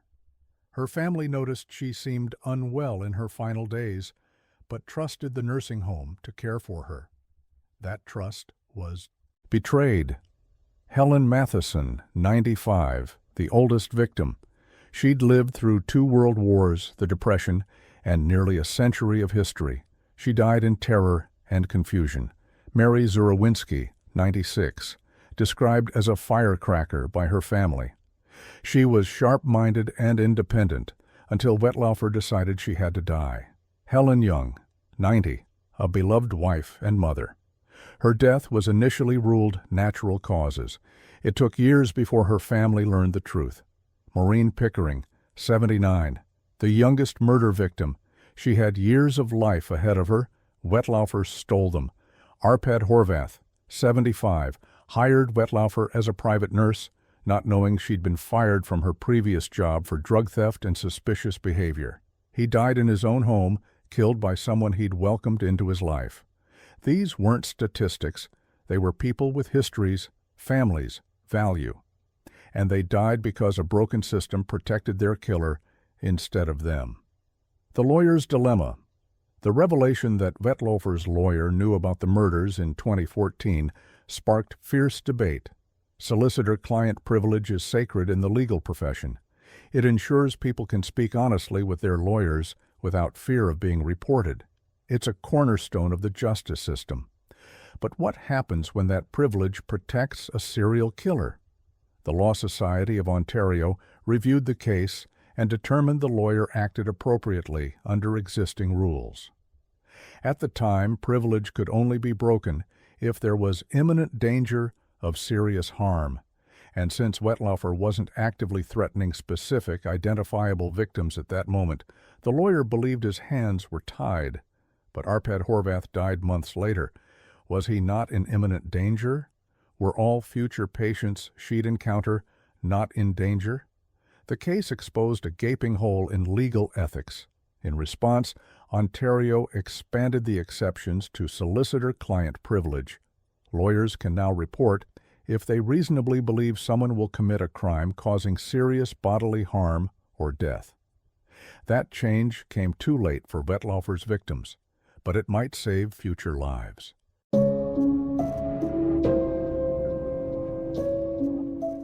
A nurse texted her mother, "I'm going to murder already," before using insulin to kill patients she found annoying at 5 different nursing homes. The text messages, May 2022, 11:47 p.m. "I'm going to murder already." June 2022, 2:14 a.m. "I may kill this resident." July 2022, 3:33 a.m. "Just gave her enough insulin to put her in a coma." These weren't dark jokes. They weren't venting. They were confessions, sent in real time from a Pennsylvania nursing home while Heather Presti moved through dimly lit halls with a syringe full of insulin, deciding who lived and who died that night. The recipient? Her mother. And her mother did nothing. This isn't a story from decades ago. This isn't a cautionary tale about the old days before modern oversight. This happened between 2020 and 2023, during a global pandemic when healthcare workers were being called heroes. Heather Presti wasn't a hero. She was a serial killer with a smartphone, leaving a digital trail of premeditated murder while bouncing between 5 different nursing facilities that failed to stop her. And here's the most chilling part. We learned nothing. All the reforms, all the inquiries, all the promises after Kristen Gilbert and Orville Majors and Elizabeth Wetlaufer, none of it stopped Heather Presti from murdering 3 people and attempting to kill 19 more. The problem isn't just bad nurses, it's a system that keeps hiring them. The nurse who hated her patients. Heather Presti was 38 years old when she began her killing spree in 2020. She was a licensed practical nurse working overnight shifts at nursing homes across western Pennsylvania. On paper, she was qualified. In reality, she was a predator. She didn't hide her contempt for the people in her care. She openly called elderly patients annoying. She told co-workers they were better off dead. She berated residents who needed help, mocked those with dementia, and complained endlessly about how much she hated her job. Red flags? Those weren't red flags. They were flashing neon signs spelling out danger. But she kept getting hired, kept getting scheduled for overnight shifts when oversight was minimal, kept having unsupervised access to the most vulnerable people in Pennsylvania. And she kept killing. The method: insulin in the dead of night. Heather Presti's murder weapon was the same one Elizabeth Wetlaufer used in Canada: insulin. Massive overdoses that triggered fatal hypoglycemia, dangerously low blood sugar causing confusion, seizures, coma, and death. For elderly patients with complex medical histories, an insulin-induced death could easily masquerade as natural causes. But Presti added her own calculated twist: timing. She'd inject patients with lethal doses of insulin during overnight shifts, typically between 2 a.m. and 5 a.m., when staffing was minimal and supervision non-existent. Then she'd wait. She timed the deaths to occur just before shift change, late enough that the patient would die on her watch, but early enough that she could document the death, handle the body, and avoid the scrutiny of a hospital transfer. No ambulance, no emergency room questions, no additional witnesses, just a quiet death in the night, attributed to old age or existing conditions, and Presti clocking out at 7 a.m. as if nothing happened. It was methodical, calculated, efficient, and it worked for 3 years. The victims: 22 lives. Across 5 facilities, between 2020 and 2023, Presti worked at 5 different nursing facilities across 4 Pennsylvania counties: Allegheny County, Armstrong County, Butler County, Westmoreland County. She didn't stay anywhere long, a few months here, a few months there. And everywhere she went, patients died. Confirmed victims, 22 people, ranging in age from 43 to 104 years old. 3 murders proven, patients who received massive, unprescribed insulin doses. Deaths that occurred during Presti's overnight shifts. Toxicology confirming lethal hypoglycemia. 19 attempted murders documented. Patients who survived insulin overdoses. Individuals who exhibited symptoms consistent with intentional poisoning. Victims who recovered after Presti's shifts ended. But here's the terrifying reality. Those are just the cases prosecutors could prove. How many others died? How many natural deaths in the night were actually murders? We may never know. The digital evidence, confessing by text. What makes Presti's case uniquely damning is the evidence she created herself. Most serial killers try to hide their crimes. Presti documented hers in text messages to her mother. Exhibit A, premeditation, I'm gonna murder already, sent hours before a patient's unexplained death. Exhibit B, intent, I may kill this resident, sent during her shift, followed by a suspicious medical crisis. Exhibit C, confession, just gave her enough insulin to put her in a coma, sent after administering an overdose. These weren't encrypted messages on burner phones. They were standard text messages that investigators easily recovered. She confessed, repeatedly, explicitly to her mother, and her mother, faced with evidence that her daughter was murdering nursing home patients, did nothing. No call to police, no intervention, no attempt to stop her. Just silent complicity while the body count rose. The pattern. No one stopped. Presti's killing spree followed a predictable pattern that should have triggered investigations at every facility. The Presti Protocol. Get hired at a nursing facility, request overnight shifts, minimal supervision, identify annoying patients, those who complained, needed extra care, or irritated her, administer massive insulin overdoses between 2 to 5 a.m., wait for the patient to die before shift change, document death as natural causes, move to the next facility before anyone connects the dots. She worked at 5 facilities in 3 years. At each one, the death rate spiked during her tenure. At each one, colleagues noticed something was off. But no facility reported her to authorities. No facility warned the next employer. They just let her resign and move on, carrying her insulin syringes to the next hunting ground. The verbal abuse, dehumanizing before killing. Before Presti murdered her victims, she dehumanized them. Co-workers reported hearing her call patients whiny and pathetic, say elderly residents were better off dead, complain that caring for sick people was annoying, berate patients with dementia for forgetting things, mock residents who needed help with basic tasks. This wasn't burnout. This wasn't compassion fatigue. This was contempt. She saw vulnerable people, many suffering from Alzheimer's, Parkinson's, and terminal illnesses, as burdens to be eliminated rather than humans deserving dignity. And when verbal abuse wasn't satisfying enough, she escalated to murder. The investigation. When the pattern finally breaks, by 2023, too many suspicious deaths had occurred across too many facilities for investigators to ignore the pattern. Police obtained warrants for Presti's phone records and text messages. What they found was a prosecutor's dream and a family's nightmare. Explicit texts about wanting to kill patients, messages timed to suspicious deaths, confessions to administering inappropriate medications, evidence of premeditation and clear intent. They exhumed bodies. They tested tissue samples. They reviewed medication logs and shift schedules. Every piece of evidence pointed to the same conclusion. Heather Presti was systematically murdering nursing home patients, and she'd been doing it for years. In May 2023, she was arrested and charged with 3 counts of first-degree murder and 19 counts of attempted murder. The death toll could have been much higher, likely was much higher. But those 22 cases were the ones prosecutors could prove beyond reasonable doubt. The guilty plea. In January 2024, rather than face trial, Heather Presti pleaded guilty to all charges: 3 counts of first-degree murder, 19 counts of criminal attempt to commit murder. She showed no remorse, no emotion, no explanation, beyond claiming she was stressed and overwhelmed.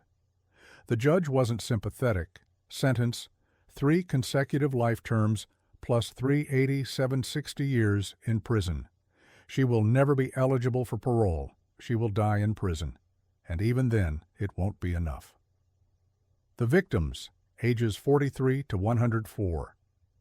The age range of Presti's victims tells you everything about her selection criteria. She killed whoever annoyed her, not just the elderly, though most were, not just the terminally ill, though some were. She killed anyone she found inconvenient: a 43-year-old patient recovering from surgery, too demanding; a 78-year-old woman with early dementia, too confused; a 104-year-old man who'd survived a century of history, too old. These weren't mercy killings. They weren't about ending suffering. They were about Presti's convenience, eliminating the patients who made her job harder, who required more attention, who irritated her during long overnight shifts. She was judge, jury, and executioner, and her criterion for death was simple: you annoyed me. The family's nightmare.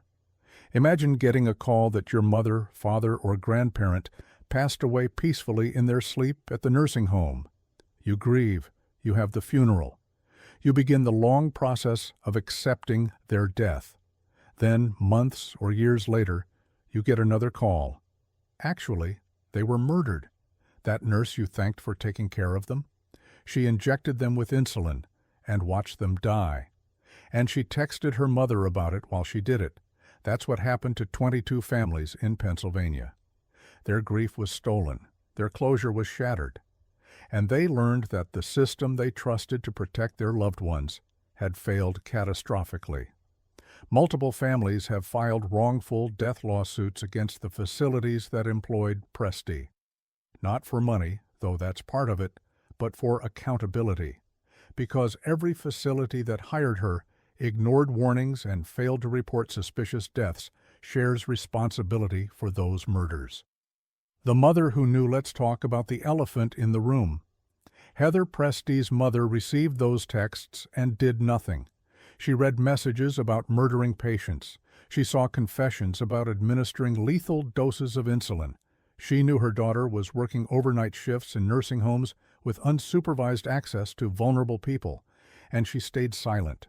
Why? Fear? Denial? Complicity? We don't know. She hasn't been charged.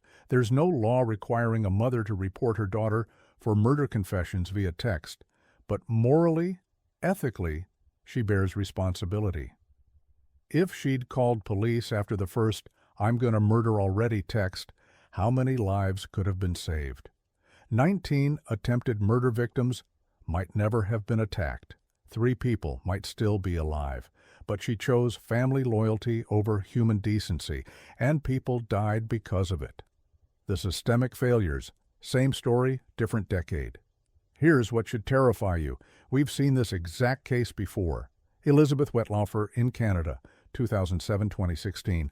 Orville Lynn Majors in Indiana, 1993-1995. Kristen Gilbert in Massachusetts, 1995-1996. Every time the pattern is identical. Nurse kills patients with medication overdoses. Death rates spike during their shifts. Colleagues notice but don't report. Facilities let them resign rather than investigate. They get hired elsewhere and kill again. Eventually arrested after dozens are dead, and every time we promise reforms. Better oversight, mandatory reporting, whistleblower protections. But Heather Presti proved none of it worked. She killed between 2020 and 2023 after all those reforms were supposedly implemented. She worked at 5 facilities that all failed to stop her. She sent incriminating text messages that no one reported. The system didn't fail. The system is designed to fail. The overnight problem. There's a reason Presti, like so many healthcare serial killers, worked overnight shifts, night shift reality, minimal staffing, often one nurse for 30-50 patients, no administrative oversight, fewer family visitors, reduced scrutiny of deaths, understaffed, overworked colleagues who don't notice patterns. It's the perfect environment for a predator. During the day, there are doctors making rounds, family members visiting, multiple nurses and aides, administrators walking the halls. Someone would notice a pattern of deaths. But at 3 a.m., when the lone nurse on duty says a patient passed peacefully, who's going to question it? Presti understood this. She specifically requested overnight shifts. She knew the darkness provided cover, both literally and figuratively, and the facilities, desperate for night shift coverage, gave her exactly what she wanted. The modern horror. This case hits differently because of when it happened. 2020, 2023, the smartphone era, the age of electronic medical records and surveillance cameras and instant communication. We're supposed to be past this. We're supposed to have systems in place that catch serial killers before they murder 22 people. But we don't. Heather Presti texted confessions from her smartphone while working in facilities with electronic health records and modern security systems, and she still wasn't caught until after 3 people were dead and 19 others were attacked. If this can happen now in 2023 with all our technology and supposed safeguards, what does that say about the system? It says the problem isn't technology or protocols. The problem is institutional cowardice. Facilities that prioritize their reputation over patient safety. Healthcare systems that move problem employees rather than report them. A culture that makes it easier to look away than to investigate. The 5 facilities. Each facility that employed Presti shares blame. Facility 1 noticed suspicious deaths but didn't investigate thoroughly. Facility 2 had concerns about her behavior but let her resign without reporting. Facility 3 hired her despite no references from previous employers. Facility 4 observed medication discrepancies but didn't connect them to deaths. Facility 5 finally reported suspicious activity that led to investigation. 4 facilities let her slip through. 4 times they could have stopped her and chose not to. Why? Because investigating means admitting failures in oversight, potential liability lawsuits, negative media attention, loss of accreditation or funding. Admitting that residents died preventable deaths. It's easier to let a problem employee resign quietly and become someone else's problem. Except those someone else's are vulnerable patients who end up dead. The wrongful death lawsuits. Families of Presti's victims are suing the nursing facilities for wrongful death and negligence. Their argument is simple and devastating. These deaths were preventable if any facility had investigated suspicious death patterns, monitored medication administration properly, reported concerns to state regulators, conducted proper background checks, actually followed their own safety protocols, then their loved ones would still be alive. The lawsuits won't bring anyone back, but they might create financial incentives for facilities to prioritize safety over reputation, because clearly moral incentives aren't enough.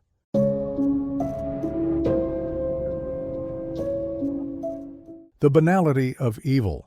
Niels Högel was bored at work. His job as an intensive care nurse wasn't thrilling enough. The routine tasks, checking vitals, administering prescribed medications, monitoring patients, left him feeling empty and unstimulated, so he found a way to make it more exciting. He'd inject patients with drugs that stop their hearts, trigger code blue alerts, and then rush in as the hero attempting resuscitation, the adrenaline rush, the controlled chaos, the life-or-death drama with him at the center. It was better than any drug. More thrilling than any video game, the ultimate power trip. And if the patient died despite his heroic efforts, well, at least he wasn't bored anymore. That's the motivation behind Germany's worst serial killer in modern history, a man who murdered at least 85 people, possibly as many as 300, simply because his job wasn't entertaining enough, Not revenge, not profit, not sexual gratification or ideological zealotry, just boredom. And that mundane, pathetic motivation somehow makes it even more horrifying. The making of a monster.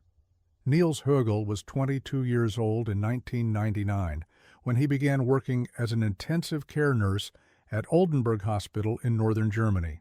He was young, ambitious, and by all accounts competent at his job. Patients liked him. Colleagues found him friendly and helpful.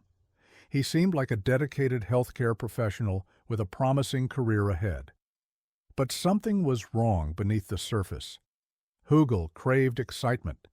The everyday rhythms of hospital work, the paperwork, the routine care, the quiet nights watching monitors, left him feeling restless and dissatisfied. He needed drama, crisis, adrenaline, so he created it. His method was devastatingly simple. He'd inject patients with unauthorized cardiovascular medications that would trigger cardiac arrest or life-threatening arrhythmias. Then, when alarms started blaring and the patient began crashing, he'd be right there, the first responder, the concerned nurse, desperately trying to save them. Sometimes he succeeded. The patient would be revived, and Högel would bask in the gratitude and admiration, the hero who brought someone back from death's door. But often, the patient died, and Högel discovered something disturbing about himself. He didn't really care whether they lived or died. The excitement came from the attempt, the rush of the resuscitation, the attention, the feeling of playing God. Whether the patient survived was almost irrelevant. The weapon, Ajmaline and other cardiac drugs. Högel's primary murder weapon was Ajmaline, a cardiovascular medication used to treat certain heart arrhythmias. In controlled doses, administered under medical supervision, it can be life-saving. In unauthorized doses injected into unsuspecting patients, it can trigger severe cardiac arrhythmias, irregular heartbeats that prevent effective blood circulation, cardiac arrest. The heart stops beating entirely, sudden cardiac death, fatal heart failure. Within minutes, he also used other cardiovascular drugs, gilaritinol, another antiarrhythmic. Potassium chloride stops the heart in high doses. Various calcium channel blockers. These weren't medications anyone without medical training would recognize or know how to use, but Högel had access, knowledge, and opportunity, and he used all three to become one of history's most prolific serial killers. The methodology: manufacturing emergencies. Högel's killing pattern was remarkably consistent. Step 1. Identify a vulnerable patient, ICU patients already in critical condition, elderly patients with complex medical histories, anyone whose death could plausibly be attributed to their existing conditions. Step 2. Wait for a quiet moment. During night shifts, when staffing was minimal, when other nurses were occupied elsewhere, when no doctors were immediately present. Step 3. Inject unauthorized medication. Slip into the patient's room unobserved. Administer cardiac drugs through IV lines. Use doses high enough to guarantee a medical crisis. Step 4. Wait for the crash. Patient's heart rhythm becomes irregular. Monitors start alarming, blood pressure plummets, cardiac arrest imminent or occurring. Step 5. Be the hero. Rush to the patient's bedside, sometimes he'd never left. Call for backup and initiate code blue lead resuscitation efforts with CPR, defibrillation, medications. Either successfully revive the patient or pronounce them dead after valiant efforts. Step 6. Bask in the aftermath. Accept praise for his quick response. Discuss the unfortunate death with colleagues. Feel the adrenaline slowly fade. Begin craving the next rush. The cycle would repeat, sometimes multiple times per shift. The scale, 85. Confirmed, possibly 300 total. Let those numbers truly sink in for a moment. 85. Murders convicted. That's more than the combined death tolls of Ted Bundy, 30+, John Wayne Gacy, 33, and Jeffrey Dahmer, 17. most mass shootings in modern history, many terrorist attacks, and that's just what prosecutors could prove. Hugel himself admitted the real number could be 200, 300 victims over his 6-year killing spree. He couldn't remember exactly how many times he'd done it. He'd lost count. 300 people. Imagine a small village or a high school, everyone in it, murdered by one person. That's the suspected scale of Hugel's crimes. He killed more people than some wars, more than most serial killers combined. And he did it not in a frenzy of violence, but quietly, methodically, over years of night shifts, simply because he was bored. The pattern. Everyone noticed. Here's where rage should set in. Everyone knew something was wrong. At both Oldenburg Hospital, 1999-2002, and Delmenhorst Hospital, 2003-2005, colleagues noticed alarming patterns, statistical anomalies. Resuscitation rates spiked dramatically during Hugel's shifts. Death rates increased when he was working. Cardiac emergencies occurred far more frequently on his watch. Medication irregularities in the ICU drug logs, behavioral red flags. Hugel was always conveniently present when patients crashed. He seemed almost excited during resuscitation attempts. He'd volunteer for extra shifts in the ICU. He was witnessed on multiple occasions near patients who suddenly deteriorated. In 2001, a colleague at Oldenburg Hospital actually witnessed Hugel injecting a patient with unauthorized medication. The patient immediately went into cardiac arrest. The hospital launched an internal investigation, and then they destroyed the evidence. The cover-up, institutions protecting themselves. When Oldenburg Hospital investigated Hugel in 2001, they had evidence, witness testimony of him injecting patients, statistical proof of elevated death rates during his shifts, medication discrepancies, pointing directly to him. They could have called police immediately, preserved evidence for criminal prosecution, warned other facilities, protected future victims. Instead, they conducted a quiet internal investigation, asked Hugel to resign, which he did, destroyed evidence to avoid liability, gave him a neutral reference for his next job, never reported him to authorities. Why? Because admitting that dozens of patients had been murdered under their watch would have meant devastating lawsuits, loss of accreditation, criminal investigations into hospital leadership, institutional collapse, public admission of catastrophic failure. So they let him resign. They helped him disappear. They enabled him to murder again. And he did, at Delmenhorst Hospital, where he killed dozens more patients between 2003 and 2005. The cover-up killed as many people as the original crimes. The victims, ICU patients who trusted him. Hugel's victims were among the most vulnerable people imaginable. ICU patients recovering from surgeries, heart attacks, strokes, elderly patients with complex medical needs, critically ill individuals already fighting for their lives. They were in intensive care because they needed intensive care. They were dependent on medical staff for survival. They trusted that the nurses and doctors caring for them wanted them to live. Hugel exploited that trust to satisfy his craving for excitement. One victim was recovering well from surgery, expected to be discharged within days. Hugel injected him with Ojmaline. He never left the hospital. Another was an elderly woman whose family had gathered to celebrate her progress. She was laughing with her grandchildren hours before Hugel decided she'd be his next victim. These weren't mercy killings. These weren't patients suffering unbearably. Many were expected to recover fully. Hugel killed them because their survival or death meant nothing to him. They were props in his personal drama, the bodies on which he could perform his heroic resuscitations. The arrest. Finally, someone acts. In 2005, colleagues at Delmenhorst Hospital finally did what Oldenburg Hospital had failed to do. They reported him to police.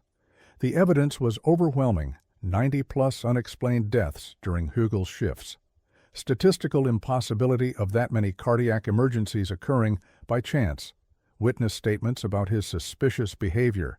medication discrepancies, Hugel was arrested in 2005 and initially charged with attempted murder.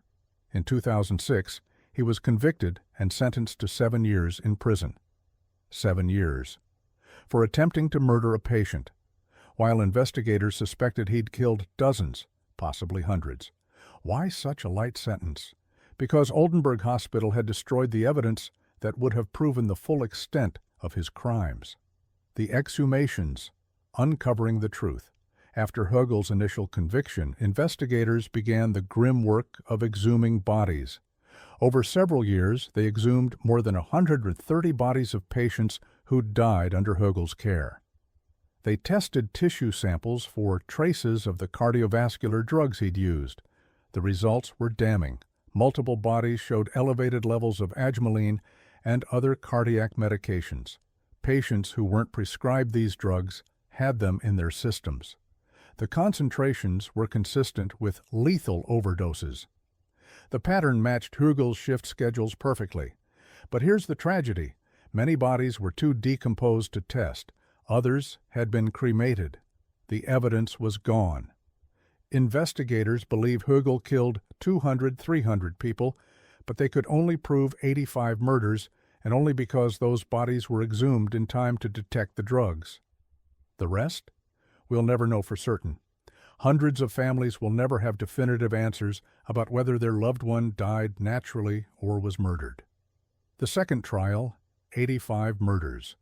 In 2018, German prosecutors brought new charges against Hugel, 100 counts of murder based on exhumation evidence and pattern analysis. The trial began in October 2018 and lasted months. Hugel attended every session, listening as prosecutors detailed victim after victim, death after death, injection after injection. In June 2019, he was convicted of 85 murders and sentenced to life in prison, the maximum sentence under German law. The judge stated that Hugel would likely never be released, adding, "Your guilt is incomprehensible. The sheer number of victims makes you one of the worst serial killers in German history." The apology. Too little, too late. During the trial, Hugel did something unusual for serial killers. He apologized. He addressed the families directly. "I am truly sorry for what I did. I know that my actions are incomprehensible and inexcusable. I wish I could undo it, but I cannot." He admitted to the killings. He confirmed his motivation was the thrill of resuscitation attempts. He acknowledged that the true number of victims might be much higher than 85. Some families found the apology meaningful, a rare moment of accountability from a killer who could have remained silent. Others found it hollow.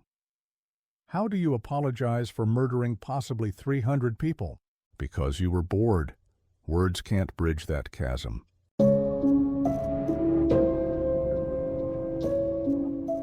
A quiet nurse at a small-town hospital murdered 10 patients, including her husband's grandfather, with a paralyzing drug over 11 months of rage.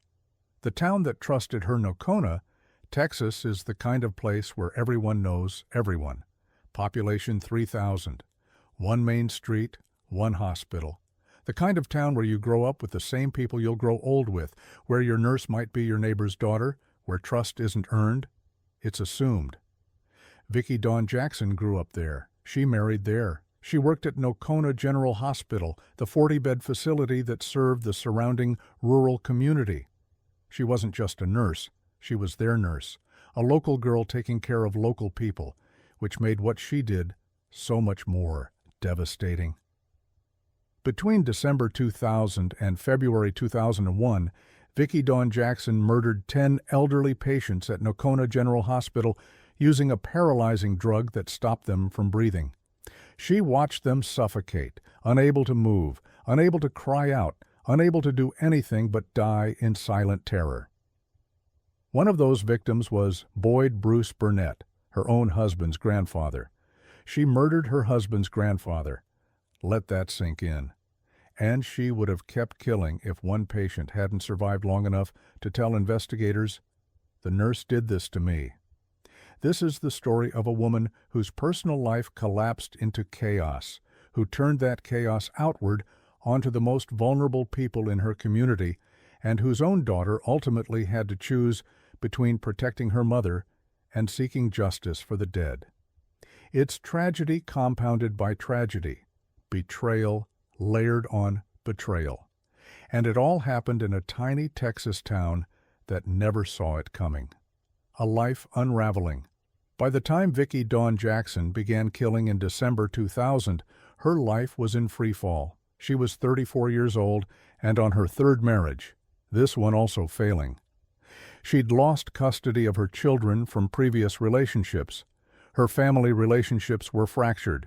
She was drowning in debt and personal chaos.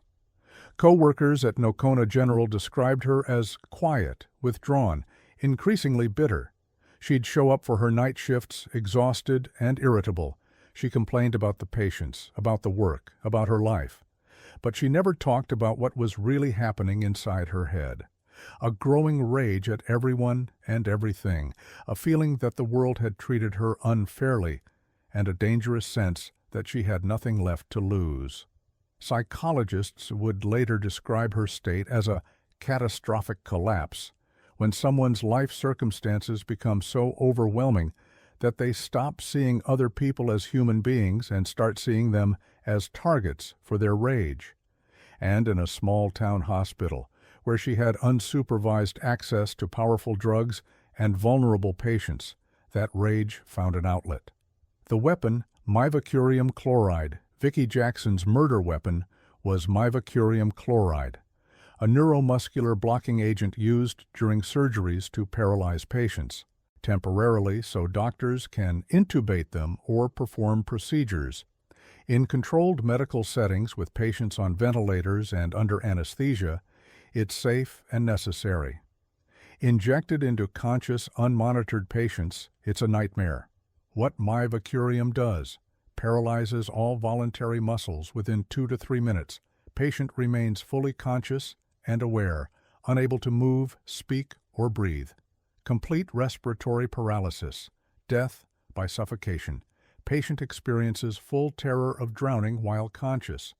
Why Jackson chose it. Available in the hospital's medication supply. Difficult to detect in routine toxicology. Deaths could be attributed to respiratory failure from natural causes. Small vials, easy to conceal. The horror, imagine being fully conscious, fully aware, but completely paralyzed. You can't move, can't speak, can't breathe. You're suffocating, and you know you're dying, and there's absolutely nothing you can do about it. That's how Jackson's victims died. The killing spree, 11 months of terror. Between December 2000 and February 2001, Nocona General Hospital, a quiet facility that typically saw a handful of deaths per year, experienced an unprecedented spike in respiratory arrests and deaths. The pattern: all deaths occurred during night shifts when Jackson was working. All victims were elderly patients who'd been in stable condition. All died from sudden, unexplained respiratory failure. All deaths happened when Jackson was alone with the patient. The victims, 10 confirmed murders. Ages ranged from 62 to 100 years old. Most were recovering from minor illnesses or procedures, expected to be discharged within days. All died suddenly and unexpectedly, including Boyd Bruce Burnett, Jackson's husband's grandfather, 91 years old. Imagine that family gathering. The Burnetts mourning their patriarch's unexpected passing. Vicki standing among them, offering condolences, hugging her husband, all while knowing she'd murdered him.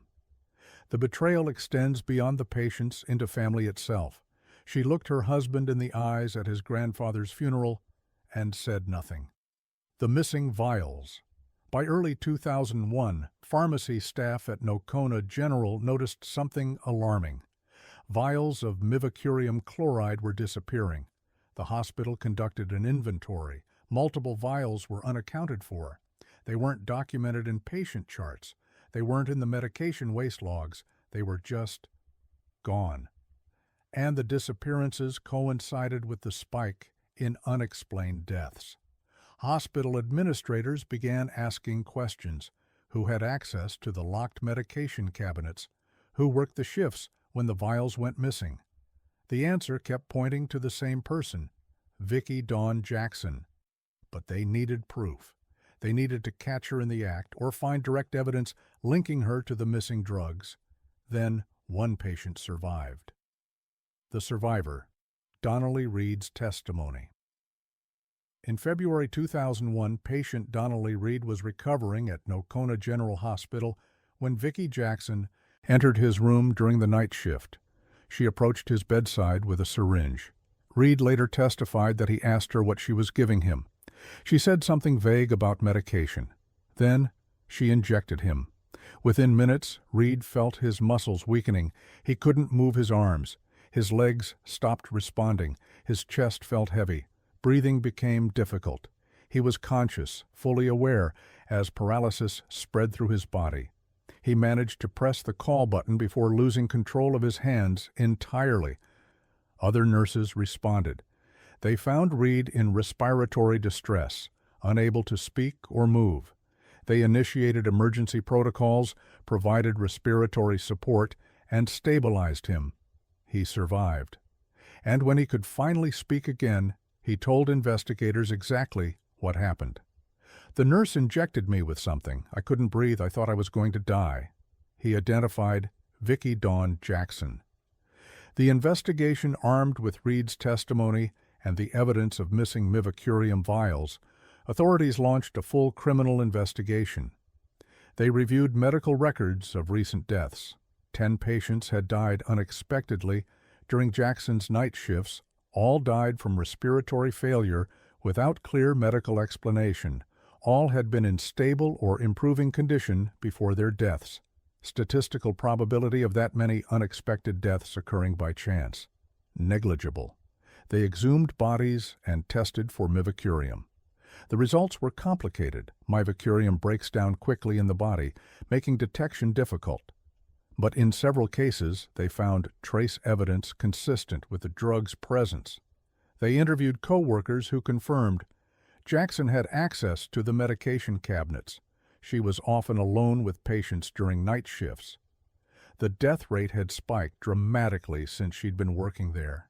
She'd been increasingly withdrawn and hostile. They interviewed family members who revealed Jackson's personal life was in chaos. She'd lost custody of children. Her marriage was failing. She'd been talking about feeling trapped and angry. The evidence was overwhelming. In March 2001, Vicki Dawn Jackson was arrested and charged with murder. The victim who was family.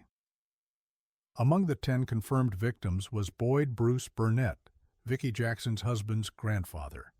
He was 91 years old, hospitalized for a minor issue, expected to recover. Then, during one of Jackson's night shifts, he died suddenly from respiratory failure. The family mourned. They held a funeral. They grieved together, and Vicki Jackson stood among them, accepting condolences, playing the role of the grieving family member. She knew exactly what she'd done. Did she kill him because she hated her husband's family? Because she resented the expectations placed on her? Because he was simply there when she felt the urge to kill? We may never know. Jackson has never fully explained her victim selection process, but the betrayal is staggering. This wasn't just a nurse killing patients.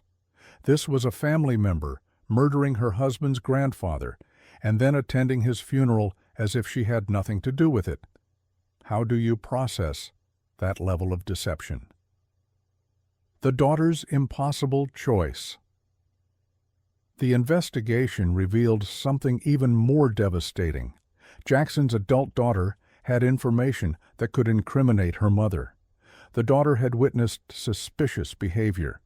She'd heard her mother make disturbing comments. She possibly knew about the missing drugs. Prosecutors informed her she'd be called to testify at trial. Imagine being in that position. Your mother, the woman who raised you, is accused of murdering 10 people. You have information that could help convict her. Do you A. testify truthfully and help send your mother to prison for life? B. refuse to testify and potentially obstruct justice? C. lie on the stand to protect her and commit perjury? There's no good answer. Every choice is a betrayal of justice, of family, of self. The daughter was facing a nightmare scenario that never should have existed, and it existed because her mother chose to become a serial killer. The first trial, mistrial. Jackson's first trial began in 2004. Prosecutors presented Donnelly Reed's testimony about being injected and paralyzed, evidence of missing mivacurium vials, statistical analysis of death rates during her shifts. Expert testimony on mivacurium's effects, character witnesses describing her deteriorating mental state. The defense argued insufficient forensic evidence, mivacurium difficult to detect. Elderly patients die unexpectedly all the time. Correlation doesn't prove causation. Reed might have been confused or misremembering. The jury deliberated, and couldn't reach a unanimous verdict, mistrial. Prosecutors prepared to retry the case. Jackson's daughter was scheduled to testify in the second trial, and then Jackson made a decision.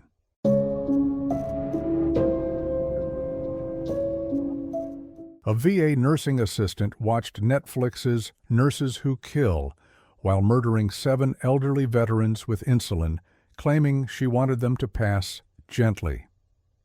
The veteran who killed veterans, Rita Mays, was a combat veteran. She'd served in Iraq and Afghanistan. She'd worn the uniform. She'd taken the oath to defend her country and protect her fellow service members. She knew what it meant to be a veteran, the camaraderie, the shared sacrifice, the unspoken bond between those who'd served. And then she came home and got a job at the Lewis A. Johnson Veterans Affairs Medical Center in Clarksburg, West Virginia, a facility dedicated to caring for aging veterans in their final years, men who'd survived World War II, Korea, Vietnam, men who'd given their youth and health to their country and deserved dignity, comfort, and safety in return. Rita Mays murdered 7 of them. She injected elderly veterans, men in their 80s and 90s, men who'd survived wars and decades of life, with lethal doses of insulin. She watched them slip into hypoglycemic comas. She stood by as their bodies shut down. And when investigators asked why, she said she wanted them to pass gently. She claimed she was being merciful, but mercy doesn't involve unauthorized injections in the middle of the night. Mercy doesn't involve killing people who were medically stable and expecting to go home. This wasn't mercy. This was murder. And the fact that she was a veteran herself, that she understood what these men had sacrificed, makes the betrayal almost incomprehensibly cruel. The veteran-turned-killer, Rita Mays, enlisted in the military and served in Iraq and Afghanistan during the height of the War on Terror. Her service left scars, both visible and invisible. She suffered from PTSD. She experienced military sexual trauma, MST, assault or harassment that occurred during her service. These are devastating injuries that thousands of veterans carry, particularly women who served in combat zones where sexual violence was disturbingly common. When she returned home, she struggled. PTSD and MST can destroy lives, causing depression, anxiety, substance abuse, relationship problems, difficulty maintaining employment. Mays found work at the VA hospital in Clarksburg in 2015 as a nursing assistant, not a licensed nurse, but support staff who helped with basic patient care under nurse supervision. Crucially, she was not authorized to administer medications of any kind. But she had access. She had opportunity.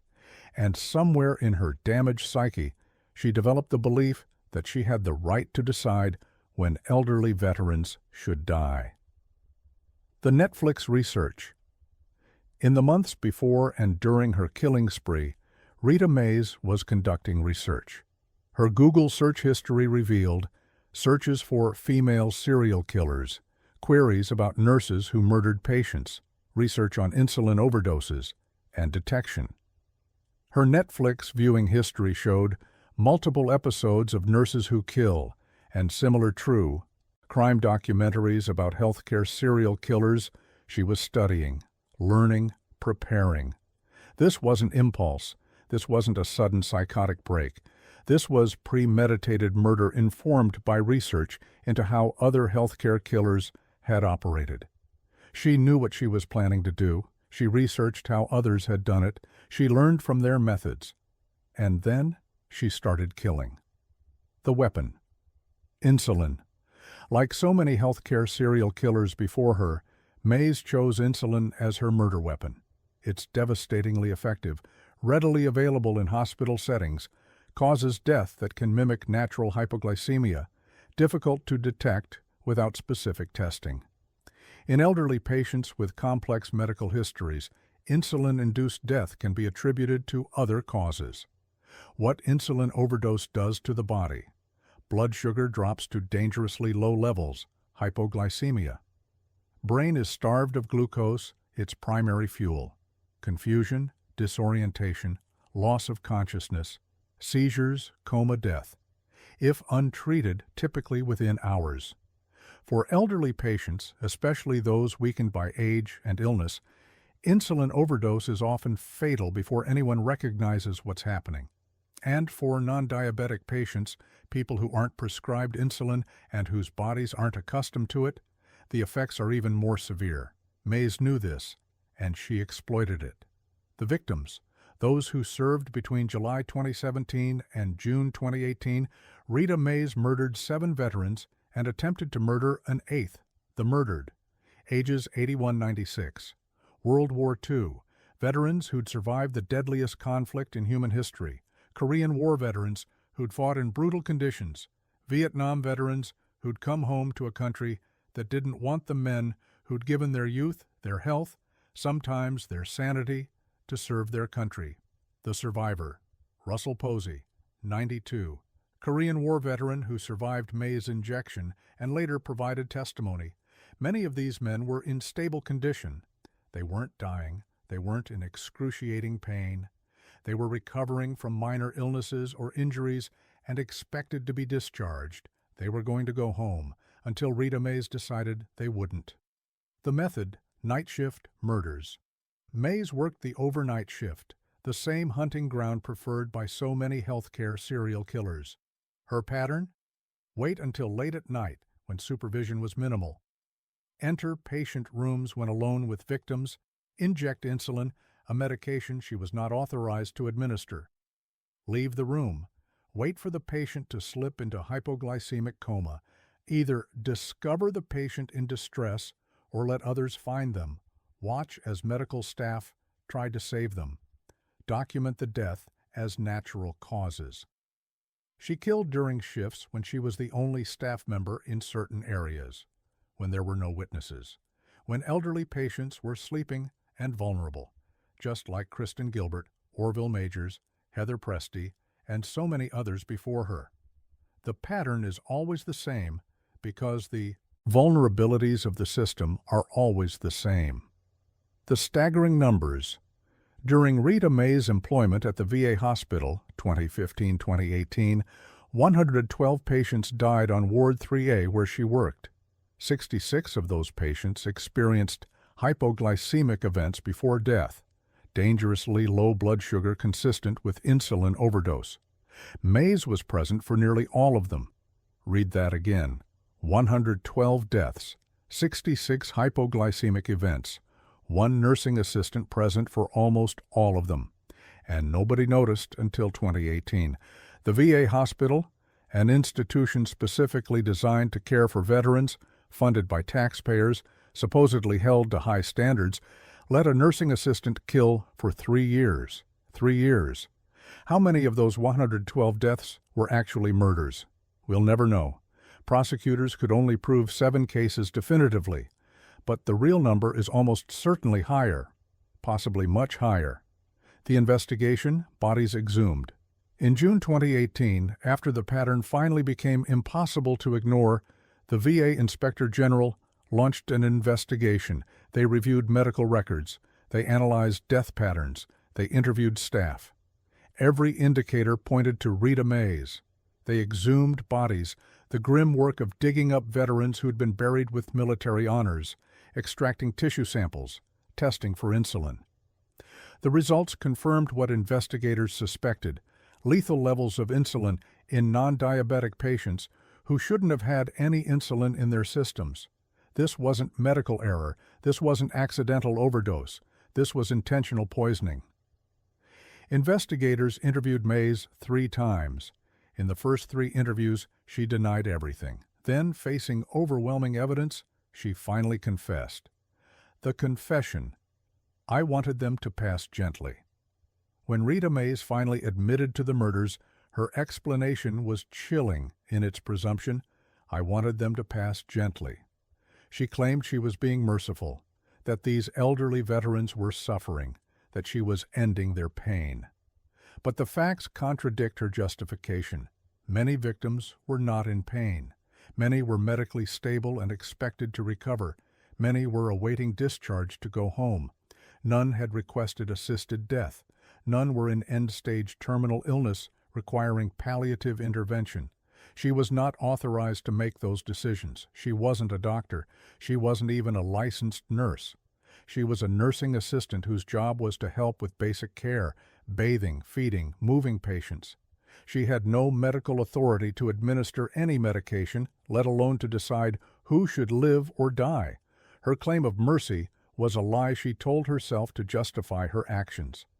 The truth is simpler and darker. She wanted the power to decide who lived and who died, and in the overnight hours at a VA hospital with inadequate oversight, she had that power.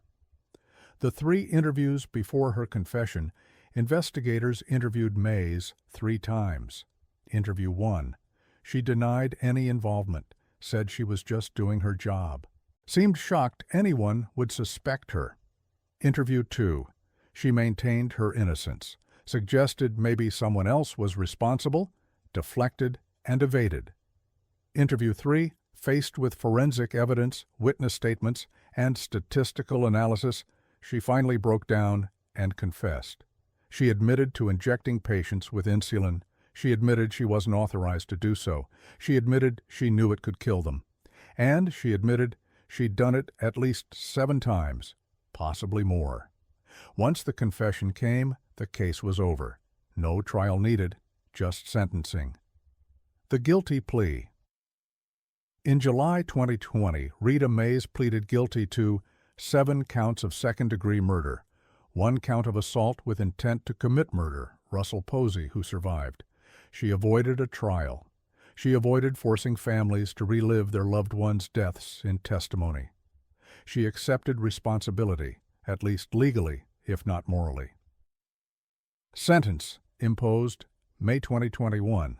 7 consecutive life terms, 1 for each murder victim, plus 20 years. For the attempted murder, she will never be released. She will die in federal prison. At sentencing, she was given the opportunity to explain herself, to tell the families why she'd done it. She offered no coherent explanation, no real apology, just vague statements about wanting to help, wanting to ease suffering.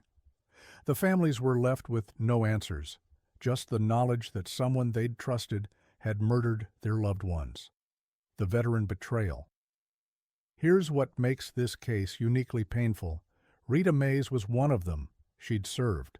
She'd deployed to combat zones. She'd worn the uniform. She understood the veteran experience, the bonds forged in service, the sacrifices made, the expectation that when you come home, your fellow veterans have your back. There's a code among veterans, an understanding. You take care of each other. And Mays violated that code in the most horrific way possible. She took a job at a VA hospital, a place specifically designed to care for veterans. She worked among men who'd served just like she had, men who saw her as a fellow veteran, someone who understood. And she murdered them. That betrayal cuts deeper than if she'd been a civilian. She knew what these men had given. She knew what service meant. She knew the bond. And she killed them anyway. The PTSD and MST Question Mays defense team and some advocates pointed to her PTSD and military sexual trauma as mitigating factors. It's true that PTSD and MST are devastating injuries that can profoundly affect behavior, judgment, and mental health. But thousands of veterans suffer from PTSD and MST. The overwhelming majority don't become serial killers. Mental illness might explain impulsive behavior, poor judgment, or self-destructive choices. It doesn't explain researching serial killers on Google, watching Nurses Who Kill documentaries, methodically injecting patients over an 11-month period, lying to investigators in 3 separate interviews. That's not PTSD. That's not MST. That's premeditated murder. May's service-related trauma is real and deserves acknowledgement, but it doesn't excuse or fully explain what she did. She made choices, deliberate, calculated choices to kill vulnerable people, and she has to live with those choices for the rest of her life. The VA's catastrophic failure. The VA Inspector General's report on the case was scathing. It found serious and pervasive failures at multiple levels. Medication security, insulin readily accessible, despite Mays having no authorization to administer it. No tracking system for medication removal, no oversight of who was accessing drug supplies. Death pattern analysis, no system for tracking unusual death rates by staff member 66. Hypoglycemic events in elderly patients went uninvestigated. Statistical anomalies during Mays's shifts weren't flagged. Supervision, nursing assistants working alone on overnight shifts with no oversight, no protocol for unexpected deaths requiring review. Staff concerns not taken seriously. Hiring and credentialing, inadequate background checks, no system for tracking concerning behavior patterns. The report concluded that the deaths were preventable if proper systems had been in place. Translation: the VA's institutional failures allowed Rita Mays to murder veterans for 3 years. The Russell Posey testimony. Russell Posey, 92, was a Korean War veteran who survived Rita Mays' attempt to murder him. He testified that Mays injected him with something during an overnight shift. He didn't know what it was at the time. He trusted her, assumed it was prescribed medication. Within hours, he felt terrible. Weak, disoriented, confused. His blood sugar had plummeted. Medical staff intervened, stabilized him, and he recovered. It wasn't until the investigation that he learned what had happened. His trusted caregiver had tried to kill him. His testimony was crucial in establishing Mays' pattern of behavior and proving intent. At 92 years old, after surviving war and 9 decades of life, Russell Posey had to testify against a woman who'd tried to murder him in his hospital bed. That's what Rita Mays put him through. The victims' families. Grief compounded. Imagine burying your father, grandfather, or husband, a veteran who'd served his country with honor, believing he died naturally in the VA hospital. You grieved. You honored his service. You moved forward with your life. Then, months or years later, you get a call from federal investigators. Your loved one was murdered. We need to exhume his body. The grief comes crashing back, now mixed with rage, betrayal, and unanswerable questions. Why him? Did he suffer? Did he know? Could it have been prevented? Multiple families filed lawsuits against the VA, arguing that institutional negligence enabled Mays' crimes. They're right. The VA failed their loved ones twice, first by not protecting them, then by not catching Mays sooner. The broader pattern? VA healthcare serial killers. Rita Mays isn't the first, or even the most prolific, healthcare killer at a VA facility. Previous cases: Kristen Gilbert, Massachusetts VA, 1995-1996, murdered 4+, suspected in 350+ deaths. Various other cases of VA healthcare workers harming patients. The pattern: vulnerable veteran populations, understaffed facilities, weak medication security, poor oversight systems, institutional reluctance to investigate. The VA has repeatedly failed to protect the very people it exists to serve. Each scandal leads to promises of reform, new protocols, better oversight, lessons learned. And then it happens again. The Netflix Connection Mays viewing history of Nurses Who Kill and similar true crime content raises a disturbing question. Did these documentaries inspire her crimes, or was she researching after she'd already decided to kill? This isn't about censorship or blaming media. Millions of people watch true crime content without becoming criminals. But for someone already predisposed to violence, already experiencing mental health crises, already working in an environment with vulnerable victims and poor oversight, did these programs provide a roadmap? Did she learn from the mistakes of Kristen Gilbert, who got caught because of her boyfriend? From Charles Cullen, who killed across multiple facilities? From the healthcare killers who were sloppy and left evidence? We'll never know for certain, but her search history, combined with her methodical approach, suggests she was studying the craft. And that's deeply disturbing. The Google searches alongside her Netflix viewing, May's Google search history revealed female serial killers, researching women who'd killed multiple victims, nurses who kill patients. Specific focus on healthcare serial killers. How long does insulin take to work? Understanding the murder weapons timeline, can insulin overdose be detected? Trying to understand how she might be caught. This wasn't curiosity, this was research with intent. She was planning, preparing, learning from those who'd come before. And then she implemented what she'd learned on elderly veterans who trusted her.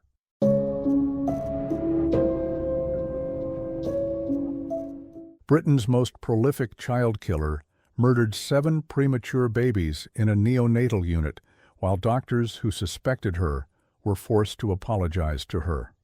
The babies who never had a chance. Imagine being born weeks early, tiny and fragile, fighting for every breath in a neonatal intensive care unit. Your parents watch you through an incubator, praying you'll grow strong enough to come home. You're surrounded by machines that monitor your heart, your breathing, your oxygen levels. You're cared for by nurses specially trained in keeping premature babies alive. You should be safe there. That neonatal unit should be the safest place in the world for you. Now imagine that one of those nurses, someone your parents trust, someone who smiles and seems caring, is actually a killer, and she's choosing you as her next victim. That's what happened at the Countess of Chester Hospital in England between 2015 and 2016. Lucy Letby, a 25-year-old neonatal nurse, murdered 7 premature babies and attempted to murder 7 more.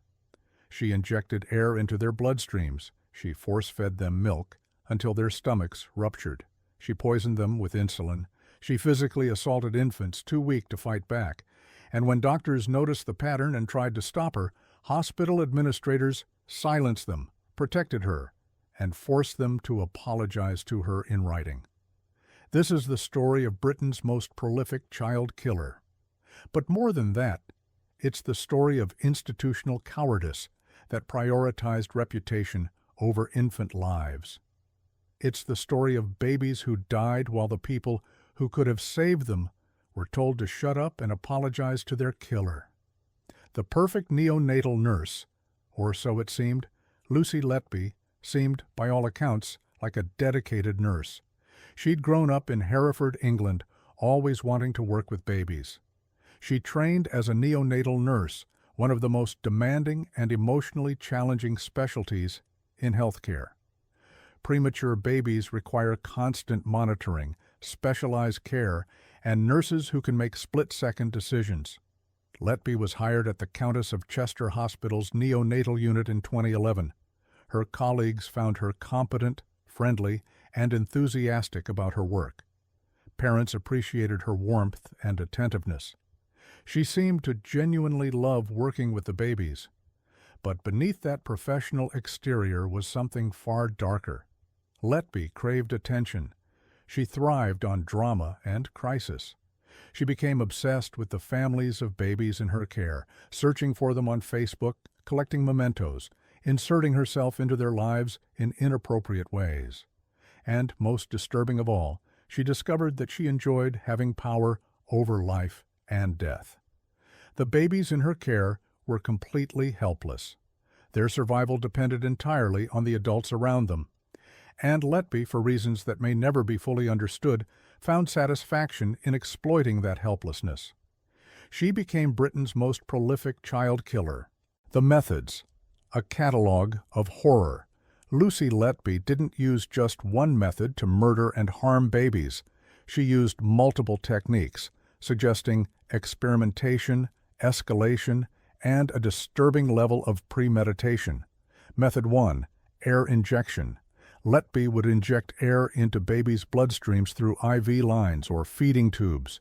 The air would travel to vital organs, particularly the heart and brain, causing air embolisms, air bubbles blocking blood vessels, catastrophic organ failure, brain damage, sudden collapse and death. Babies would be stable one moment, then suddenly crash without warning.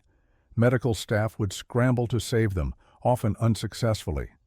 Some babies survived the first attack only to be targeted again. Letby would wait until they stabilized, then attack them repeatedly. Method 2. Overfeeding, force feeding.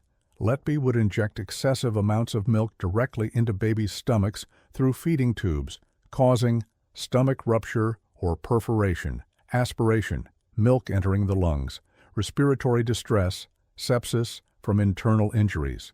Premature babies have tiny, underdeveloped digestive systems. Overfilling them isn't just harmful, it's torture. Method 3. Insulin poisoning. Letby administered insulin to non-diabetic babies, causing severe hypoglycemia, dangerously low blood sugar, brain damage from glucose deprivation, seizures. Death tests later revealed synthetic insulin in babies' blood, insulin that their bodies couldn't have produced naturally. Method 4. Physical assault. In some cases, Letby simply physically harmed babies, handling them roughly, causing trauma that led to internal bleeding and injury. These weren't mercy killings, these weren't quick, painless deaths. These were deliberate acts of torture against the most vulnerable human beings imaginable. The victims: 7 murdered, 7 more attacked. Between June 2015 and June 2016, Lucy Letby murdered 7 babies and attempted to murder 7 others. The murdered. Some were just days old. Premature infants who'd been born too early and were fighting to grow strong enough to survive. They had names, parents who loved them, siblings waiting to meet them, futures that were stolen.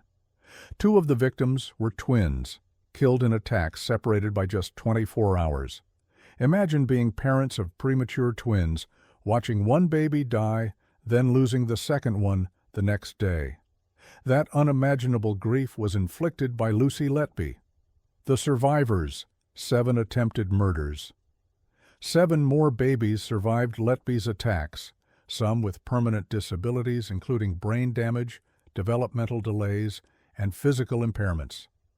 These children will live with the consequences of Letby's actions for the rest of their lives. Their families will always wonder what they might have been if they hadn't been attacked by their nurse. The youngest victim was just 1 day old. 1 day old. That baby had been alive for 24 hours, and Lucy Letby decided that was long enough. The pattern emerges. By late 2015 and early 2016, consultants and senior doctors at the Countess of Chester Hospital noticed something deeply disturbing. The neonatal unit was experiencing an unprecedented spike in unexpected deaths and collapses. All incidents occurred when Lucy Letby was on duty. Babies who'd been stable would suddenly crash without medical explanation. The statistical probability of this being coincidence was essentially zero. Dr. Stephen Brary, head of the neonatal unit, and other consultants began tracking the incidents. They created a chart showing which staff members were present during each collapse or death. Lucy Letby was present at every single unexplained incident. Some babies had been attacked multiple times, always when Letby was working. The doctors did what they were supposed to do. They reported their concerns to hospital management. They expected an investigation, police involvement. Letby removed from patient care pending inquiry. Instead, they were told to shut up and apologize to her. The cover-up, protecting the killer. This is where the rage should set in. When consultants raised concerns about Lucy Letby in early 2016, hospital management's response was not to investigate her, it was to protect her and silence the doctors. What hospital management did dismissed the consultants' concerns as personality conflicts and vendetta, refused to remove Letby from the neonatal unit despite the pattern, forced the consultants to attend mediation sessions with Letby, ordered the doctors to apologize to Letby in writing for raising concerns about her, moved Letby to administrative duties only after doctors threatened to go to police but didn't report her to authorities, prioritized reputational damage to the hospital over infant safety. Let that sink in. Doctors who were trying to save babies were forced to apologize to the woman killing them. The hospital executives cared more about avoiding bad publicity than about the fact that babies were dying at statistically impossible rates when one specific nurse was on duty. The doctors who tried to stop her. The consultants who raised the alarm about Lucy Letby are heroes, though they were treated like villains by hospital management.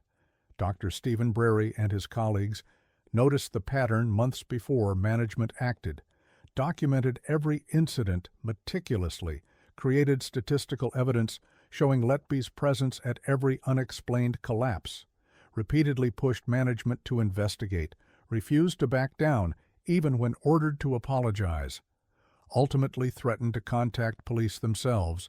They were gaslit, undermined, and professionally threatened for trying to protect babies. Hospital executives questioned their competence, suggested they were biased against Letby, implied they were causing harm to staff morale. And all the while, babies kept dying. The consultants were vindicated years later, but only after 7 babies were murdered and 7 more were attacked. They'll live with that trauma forever, knowing they identified the killer, knowing they tried to stop her, and knowing that hospital bureaucracy prevented them from saving those babies. The personal notes: I am evil, I did this. After Letby's arrest in 2018, 2 years after the death stopped, police searched her home. They found handwritten notes, fragments of thoughts scrawled on paper, tucked away in drawers. One note read, I am evil, I did this. Other notes included, I don't deserve to live. I killed them on purpose because I'm not good enough. I am a horrible, evil person. The defense would later argue these were the confused writings of a woman struggling with being falsely accused. But the jury saw them for what they were: confessions. Letby knew what she'd done. She knew she was evil. She wrote it down, and then she went to court and claimed she was innocent. The investigation, years too late. After consultants' concerns were finally taken seriously, and only after they threatened to go directly to police, Lucy Letby was moved to administrative duties in July 2016, but she wasn't reported to authorities. It wasn't until 2017, a full year later, that the hospital finally contacted police. And it wasn't until 2018 that Letby was arrested. By then, evidence was degraded, memories were faded, some medical records were incomplete. The delay made the investigation and prosecution far more difficult than it should have been. If hospital management had acted in 2016 when consultants first raised concerns, the case would have been straightforward. Evidence would have been fresh. Letby might have confessed sooner. Instead, the cover-up gave her 2 extra years to prepare her defense and allowed crucial evidence to be lost. The trial: 10 months of horror. Lucy Letby's trial began in October 2022 and lasted 10 months, one of the longest murder trials in UK history. Prosecutors presented medical evidence, expert testimony showing babies died from air embolisms, insulin poisoning, and trauma consistent with deliberate harm, statistical analysis proving the correlation between Letby's shifts and unexplained deaths, collapses, forensic evidence of synthetic insulin in babies who weren't prescribed it, circumstantial evidence. Letby was present at 100% of the unexplained incidents. She was found standing over babies during collapses, doing nothing to help. She falsified medical records to cover her tracks. She took medical notes home, highly unusual and against policy. She searched for victims' families on Facebook compulsively. Documentary evidence, her handwritten notes including, "I am evil, I did this," messages showing her inappropriate interest in victims' families, Google searches related to the babies before and after their deaths, witness testimony, doctors who'd tried to raise alarms, nurses who'd witnessed suspicious behavior, parents who'd trusted Letby with their babies. The defense argued that the deaths were natural, that the hospital was simply a failing unit with substandard care, and that Letby was being scapegoated. The jury didn't buy it. The verdict: guilty on 14 counts. On August 18, 2023, after weeks of deliberation, the jury returned guilty verdicts. 7 counts of murder. 7 counts of attempted murder. Lucy Letby was convicted of being Britain's most prolific child serial killer in modern history. The courtroom was filled with parents who'd lost babies, parents of survivors, and doctors who'd tried to stop her. Many wept. Some felt vindication. All felt the weight of how many deaths could have been prevented if hospital management had acted sooner. The sentence: whole life order. On August 21, 2023, Lucy Letby was sentenced to a whole life order, meaning she will never be released from prison. She will die behind bars. She became only the 4th woman in UK history to receive a whole life order, joining Myra Hindley, Moors Murders, Rose West, House of Horrors Murders, Joanna Dennehy murdered 3 men. But Letby refused to attend her sentencing hearing. She stayed in her cell while the judge read the sentence. She refused to face the families of the babies she'd murdered. She denied them even that small measure of closure, seeing her held accountable. This sparked national outrage and led to new UK legislation requiring criminals to attend sentencing hearings or face additional punishment.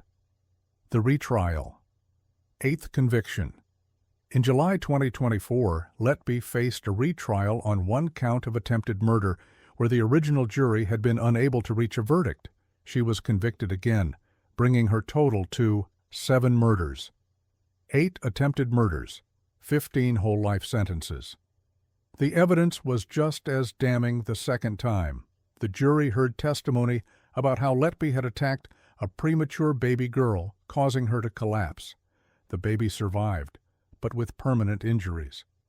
Letby's appeals have been denied. She will spend the rest of her life in prison, which is exactly where she belongs. The hospital's reckoning. After Letby's conviction, the full scope of hospital management's failures became public. The Countess of Chester Hospital issued apologies to families far too late, faced multiple wrongful death lawsuits, admitted they'd prioritized reputation over safety, acknowledged they'd silenced doctors who tried to stop Letby.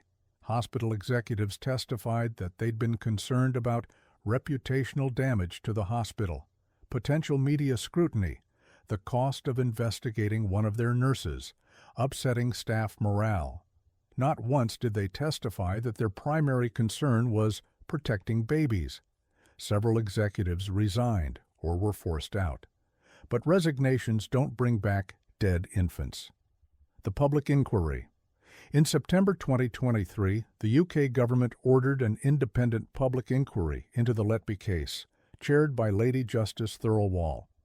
The inquiry is examining why hospital management ignored doctors' warnings, whether earlier action could have prevented deaths, what systemic failures allowed Letby to continue working, whether other NHS trusts have similar problems, how to prevent future healthcare serial killers.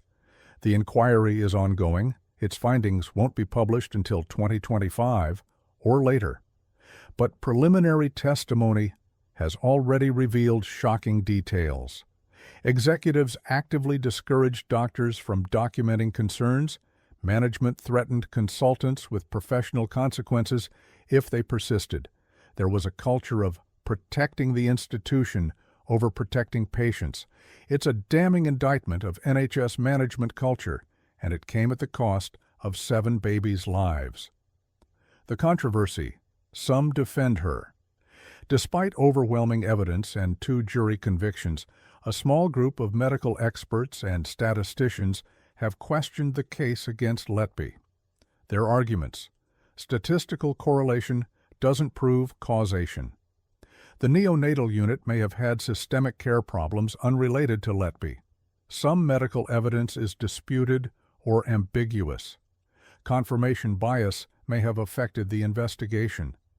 The counterarguments: 2 juries heard all the evidence and convicted the statistical probability of coincidence is infinitesimal.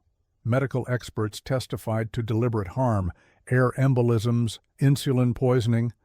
Letby's own notes: "I am evil, I did this." She was present at 100% of unexplained incidents. The controversy has generated significant media attention in the UK, with some suggesting Letby might be innocent. But the evidence, examined by 2 juries over months of testimony, overwhelmingly supports her guilt. 7 babies died, 7 more were attacked. Lucy Letby was there every single time. That's not coincidence. That's a serial killer. The methods explained. Why babies? Forensic psychologists have tried to understand why Lucy Letby targeted premature babies specifically. Theories include control and power. Premature babies are the most vulnerable, helpless humans imaginable. Killing them provided ultimate power. Munchausen by proxy. She may have craved the attention and drama of medical emergencies she caused. God complex. She believed she had the right to decide who lived and died. Sadism. She derived satisfaction from causing suffering to the most innocent victims. Attention-seeking. She wanted to be at the center of every crisis, seen as the nurse who tried to save them. The truth is probably a combination of all these factors. What's clear is that Letby deliberately chose the most vulnerable victims possible. Babies who couldn't fight back, couldn't tell anyone, couldn't even cry out in a way that would alert others to what was happening. That calculated cruelty is what makes her crimes so uniquely monstrous. The Facebook stalking. After babies died, Letby would obsessively search for their families on Facebook. She'd look at photos, read posts, watch the families grieve. She'd check on them repeatedly, sometimes hundreds of times. She kept sympathy cards from funerals. She took medical notes home as souvenirs. This wasn't normal grief or professional concern. This was a killer reliving her crimes, savoring the pain she'd caused, staying connected to the families she'd destroyed. When police analyzed her Facebook activity, they found she'd searched for victim families on Christmas Day, the anniversary of deaths, late at night when she should have been sleeping. She was obsessed with her victims, not out of remorse, but out of fascination with the destruction she'd caused. The parent's nightmare. Imagine placing your premature baby in a neonatal unit, trusting the hospital to keep them safe while they grow strong enough to come home. Then your baby dies. The doctors say it was unexplained, natural causes. Sometimes premature babies just don't make it. You grieve. You try to move forward. Then, years later, you learn your baby was murdered. That the nurse you thanked, whose hand you shook, who seemed so caring, she killed your child. And the hospital knew something was wrong and did nothing. That's what happened to at least 7 families, and possibly more whose babies died but whose deaths couldn't be definitively proven as murder. The trauma is unimaginable. The guilt. Why didn't I notice? The rage. Why didn't anyone stop her? The grief compounded by betrayal. Some parents testified at trial, forcing themselves to relive the worst moments of their lives to ensure justice was served. Their courage is extraordinary. Their pain is eternal. The twins, 2 of Letby's victims, were twins, a brother and sister born prematurely to parents who were already terrified their babies might not survive. The first twin died on one day. The second died the next day. Both were murdered by Lucy Letby. Imagine being those parents. Losing one child is devastating beyond measure. Losing both within 24 hours is unimaginable. And then learning, years later, that both deaths were murders, that a nurse deliberately killed both of your children. The cruelty is almost incomprehensible. The nurse who did nothing. During some of Letby's attacks, other nurses would enter the room to find her standing over a collapsing baby, doing nothing. Not calling for help, not initiating resuscitation, just standing there, watching. When questioned, she'd say she'd just arrived, or that she'd already called for help, or that she was assessing the situation. But witnesses described her as eerily calm, detached, almost serene. She was watching them die. And when other staff rushed in to save the baby, Letby would suddenly spring into action, playing the concerned, helpful nurse. It was all performance, theater, a game, and the victims were babies who died while she watched. The note: I don't deserve to live.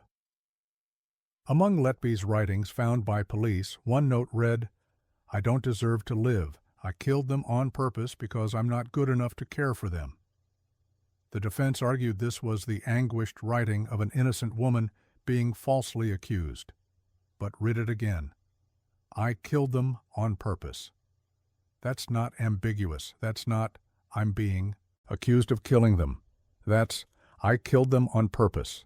It's a confession, written in her own hand, in private, where no one would see it unless she was caught. She knew what she'd done. She knew it was evil. She wrote it down. And then she went to court and pleaded not guilty anyway.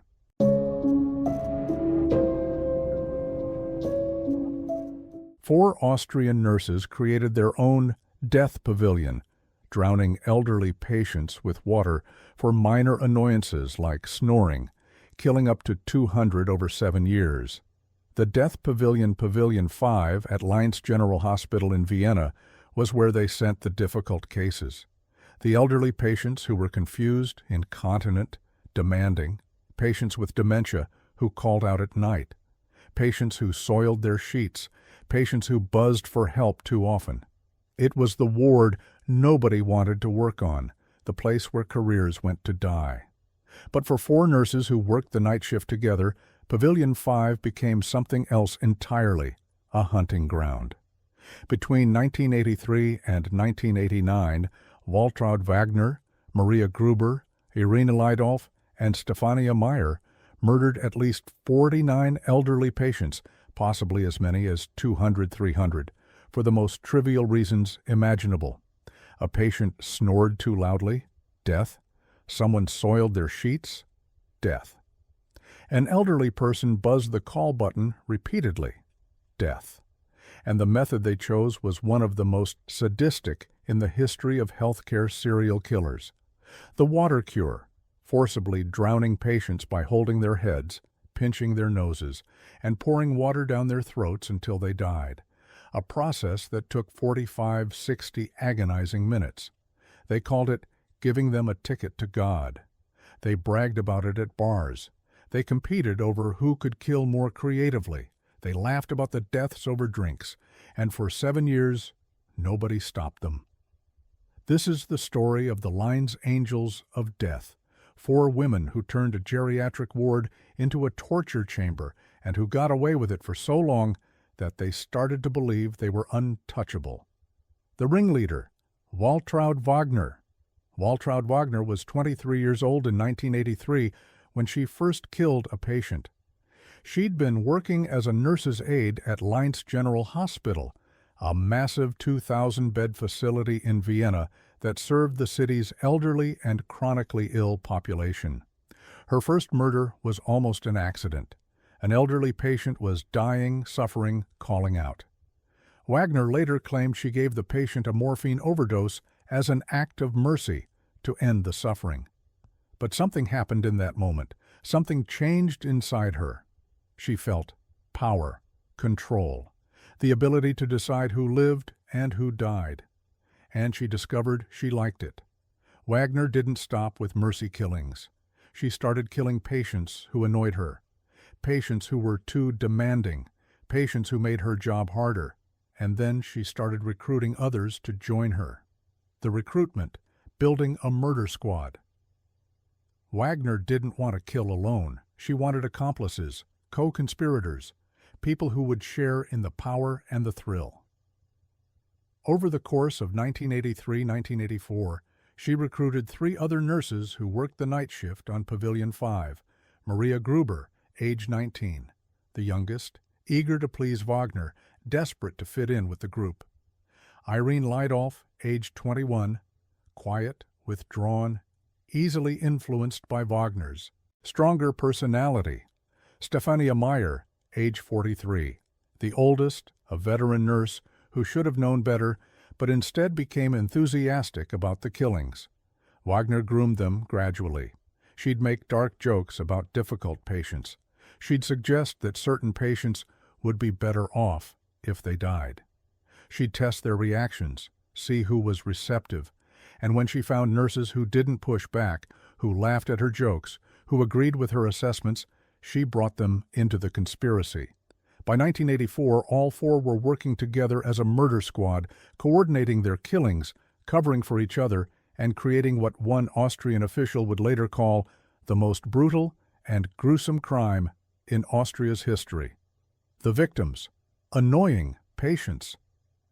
The victims of the Lyons Angels of Death weren't selected for medical reasons. They weren't terminal patients in unbearable pain. They were killed for being inconvenient. Reasons patients were murdered: snoring too loudly at night, soiling their sheets too often, buzzing the call button repeatedly, being difficult or demanding, taking too long to die naturally, simply being in the nurse's way. These were elderly patients with dementia, Alzheimer's, chronic illness, people who couldn't help their behavior, who were vulnerable and dependent on the nurses caring for them, and the 4 nurses murdered them for minor annoyances. One patient's crime was that she kept calling out for her daughter during the night. She was confused, scared, alone, so Wagner and her accomplices killed her. Another patient had the audacity to soil his sheets after being incontinent, a common issue for elderly, bedridden patients, so they killed him. This wasn't euthanasia. This was murder for convenience, and the method they chose was deliberately cruel. The method: the water cure. The Lyons Angels initially used morphine overdoses to kill patients, quick, relatively painless deaths that could be explained as medication errors or compassionate end-of-life care. But that wasn't satisfying enough for Wagner. She wanted something more hands-on, more powerful, more dramatic. So she invented what the group called the water cure, or mouth-nose-water death. The process: wait until late at night when supervision was minimal and other staff were occupied. 2 or 3 nurses would hold the patient down on the bed. One nurse would hold the patient's head firmly in place.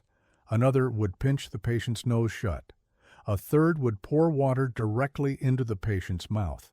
The patient would be forced to swallow the water or suffocate, trying not to. The process would continue for 45-60 minutes until the patient either drowned or died from the trauma. What this felt like for victims. Imagine being elderly, confused, weak. You can't fight back. 3 or 4 nurses, people you trusted to care for you, are holding you down. Your nose is pinched shut. You can't breathe through it. Water is being poured into your mouth. You have to swallow or you'll suffocate. But the water keeps coming. Your lungs are filling. You're drowning in your own bed. It takes 45 minutes, maybe an hour. You're conscious for most of it. You're terrified. You're in agony.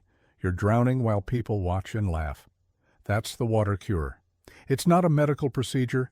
It's not euthanasia. It's torture, followed by murder. And the Lyons Angels did it dozens, possibly hundreds, of times. This one gets a ticket to God. When the nurses decided a patient was going to die that night, Waltraud Wagner would make an announcement to the group. This one gets a ticket to God. It became their catchphrase, their inside joke. the signal that they'd selected their next victim. They'd laugh about it. Plan the logistics, decide who would hold the head, who would pinch the nose, who would pour the water. They turned murder into a team-building exercise, and after each killing, they'd gather to discuss how it went. They'd critique each other's technique. They'd compete over who was better at holding patients down, who could keep them quiet, who made the process cleaner. They were competing over who could murder more efficiently. This wasn't four isolated killers working separately. This was a coordinated killing operation with a ringleader, willing accomplices, and a sadistic methodology they refined over years of practice. The scale: 49 confessed, 200 plus suspected. When the Lyons Angels were finally arrested, they initially confessed to 49 murders. They were ultimately convicted of 42 deaths that prosecutors could prove beyond reasonable doubt. But investigators believe the real number is 200-300 victims over the 7-year period. The math is chilling. Pavilion 5 had a death rate that was significantly higher than other wards at Lyons Hospital. Elderly patients who should have survived for months or years were dying within days or weeks of admission. The 4 nurses worked together on night shifts for 7 years. If they killed even once per week, that's over 350 victims. And witness testimony suggests they killed far more frequently than once per week, sometimes multiple patients in a single night. The true death toll will never be known. Many victims were cremated. Medical records were incomplete. The passage of time degraded evidence, but based on statistical analysis of death rates and the nurses' own admissions, at least 200 elderly patients were murdered. The bragging, caught at the bar. For 7 years, the Lyons Angels got away with mass murder. And they became so confident, so arrogant, so convinced they were untouchable that they started bragging about the killings in public. They'd go to bars after their shifts and talk, loudly, drunkenly, about the patients they'd killed that night. They'd laugh about the water cure. They'd mock the victims.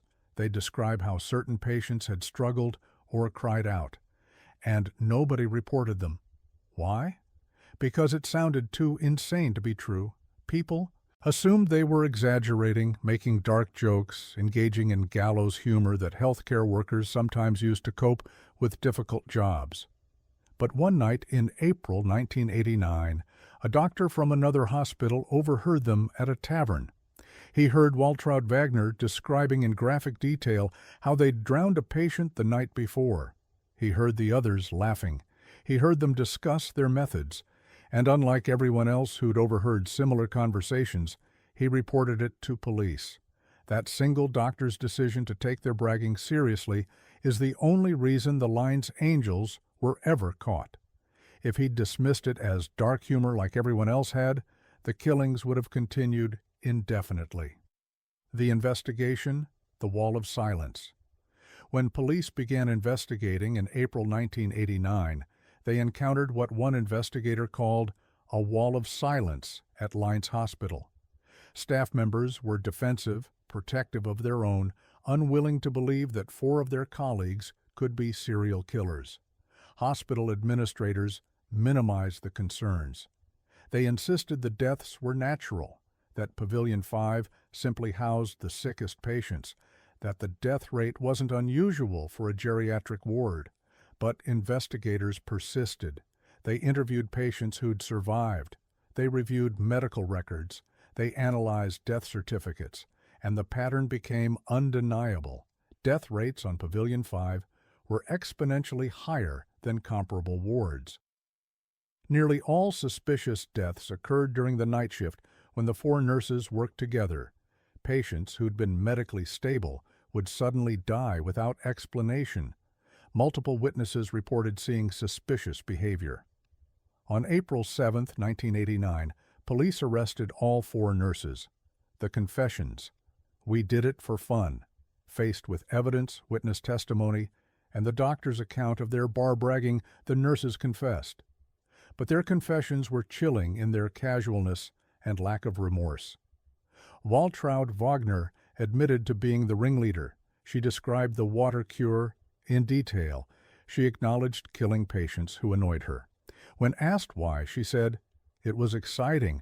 We felt like we had power over life and death." Maria Gruber, the youngest, tried to minimize her involvement, but ultimately admitted to participating in multiple murders. She claimed she was following Wagner's lead. Irene Lydolf confessed to several killings and described the process matter-of-factly, as if discussing routine nursing procedures. Stefania Meyer, the oldest, showed the least remorse.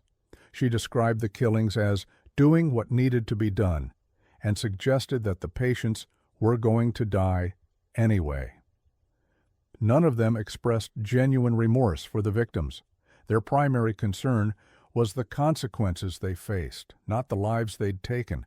They'd killed dozens, possibly hundreds, of elderly, vulnerable people, and they'd done it for entertainment. The trial, Austria's worst crime. The trial of the Line's Angels began in 1991 and captured international attention. Austrian Chancellor Franz Vranitzky called it the most brutal and gruesome crime in Austria's history, and he wasn't exaggerating.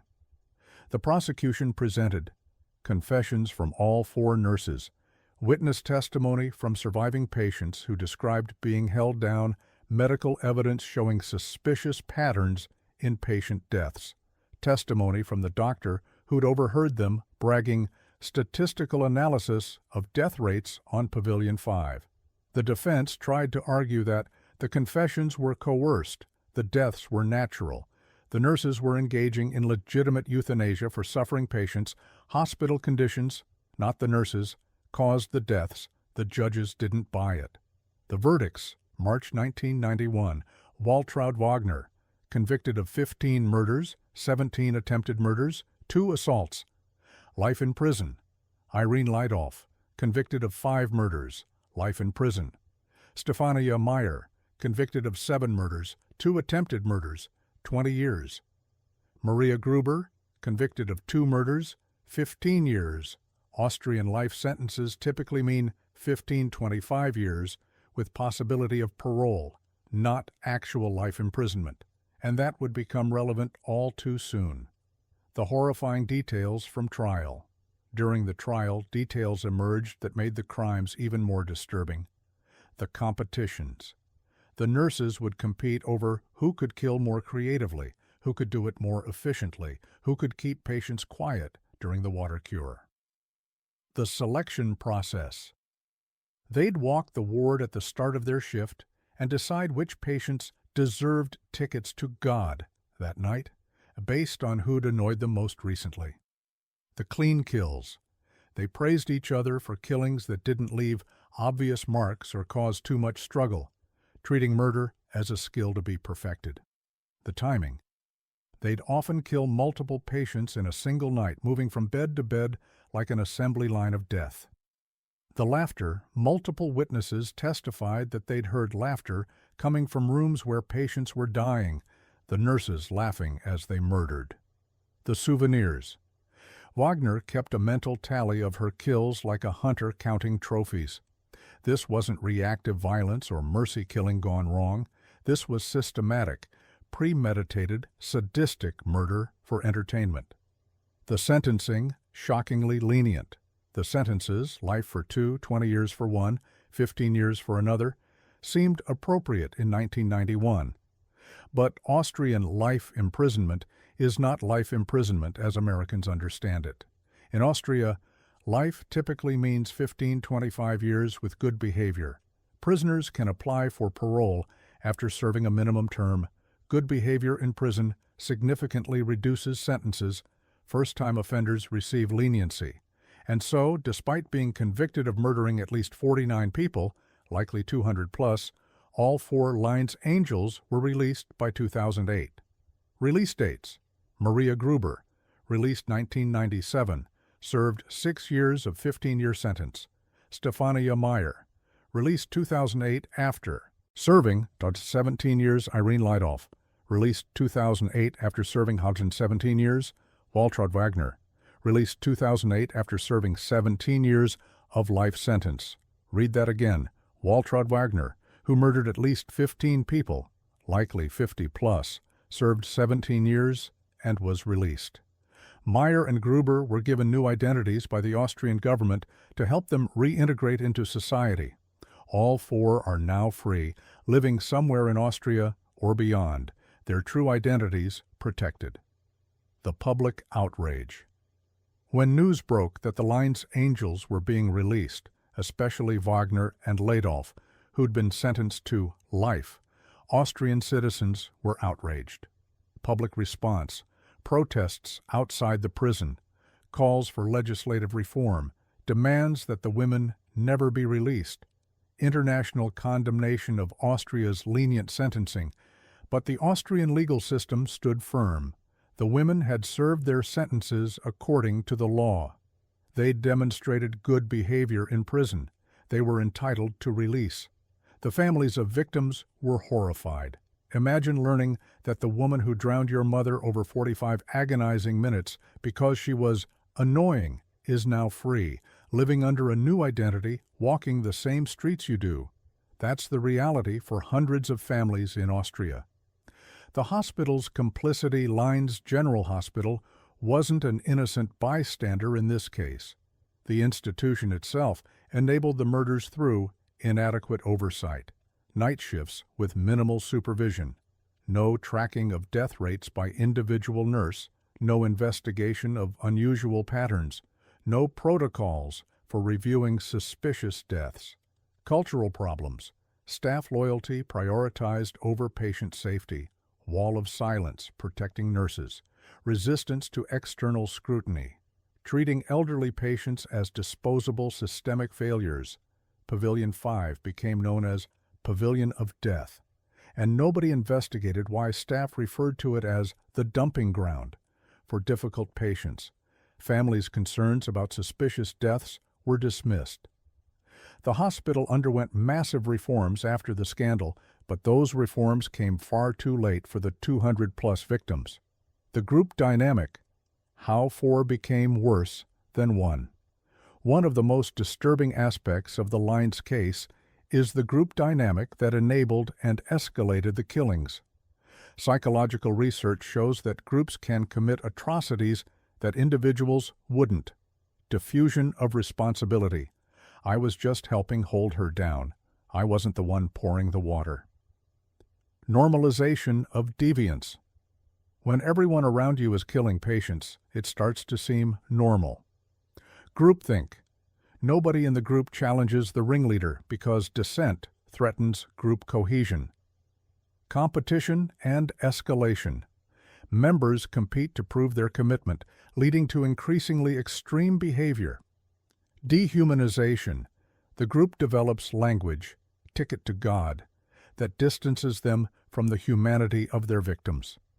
Waltraud Wagner alone might have killed dozens, but with 3 accomplices enabling, encouraging, and competing with her, the death toll reached 200 plus. The group made each member worse than she would have been alone. The method's sadism. Let's be explicit about what the water cure actually was. It was slow drowning, not a quick, merciful end, not an overdose that put patients to sleep. 45 to 60 minutes of conscious drowning while being held down by multiple people. The victims were fully aware of what was happening, unable to fight back due to age, weakness, and being restrained, experiencing the terror of suffocation and drowning, often calling out or crying during the process, dying in agony while their killers laughed. Some serial killers use quick methods, injections, smothering, poisoning, that at least have the mercy of speed. The Linz Angels chose a method that maximized suffering. That's not just murder, that's torture. And they did it possibly 200 plus times over 7 years. The victims will never know the tragic reality. We'll never know most of the victims' names. The nurses confessed to 49. They were convicted of 42. But the real number is likely 200, 300. That means 150, 250 victims whose deaths were written off as natural, whose families never knew they were murdered, whose names will never appear on a memorial. elderly patients with dementia and Alzheimer's, people in their 70s, 80s, 90s, veterans of World War II, Holocaust survivors, people who'd lived full lives and deserved dignity in their final years. They were killed because they snored, because they needed help, because they were inconvenient, and most of them will never be acknowledged as murder victims because the evidence is gone and the killers aren't talking. That's a collective tragedy almost too large to comprehend. The comparison to Nazi atrocities. Austrian and international commentators drew disturbing parallels between the Lines murders and Nazi euthanasia programs. T4 program, Nazi Germany 1939-1941, murdered 70,000 plus disabled and elderly people deemed life unworthy of life, used methods including lethal injection and gas operated in hospitals with medical staff participation. Lines Angels, Austria 1983-1989, murdered 200 plus elderly patients deemed annoying or inconvenient, used drowning and injections, operated in hospital with medical staff turning blind eye. The parallels aren't perfect. The Lines Angels weren't operating under state ideology, but the underlying philosophy is similar. Certain lives aren't worth living, and we have the right to end them. That Austria, a country still grappling with its Nazi past, produced such a crime just 40 years after World War II was particularly painful for many Austrians. The survivors' testimony. Several patients survived attempts by the Lines Angels and testified at trial. Their accounts were harrowing. One elderly woman described waking to find 3 nurses holding her down. She felt water being poured into her mouth. She couldn't breathe. She thought she was dying. Then, for reasons unknown, they stopped and left. She survived, but with trauma that would last the rest of her life. Another patient described being held down while something was done to him. He couldn't see clearly. His glasses had been removed. He felt pain and terror. Then it stopped. He later learned he'd been one of the lucky ones. The nurses had been interrupted before they could finish killing him. These survivors provided crucial testimony, but they were the rare few who lived to tell their stories. Dozens, maybe hundreds of others experienced the same terror, but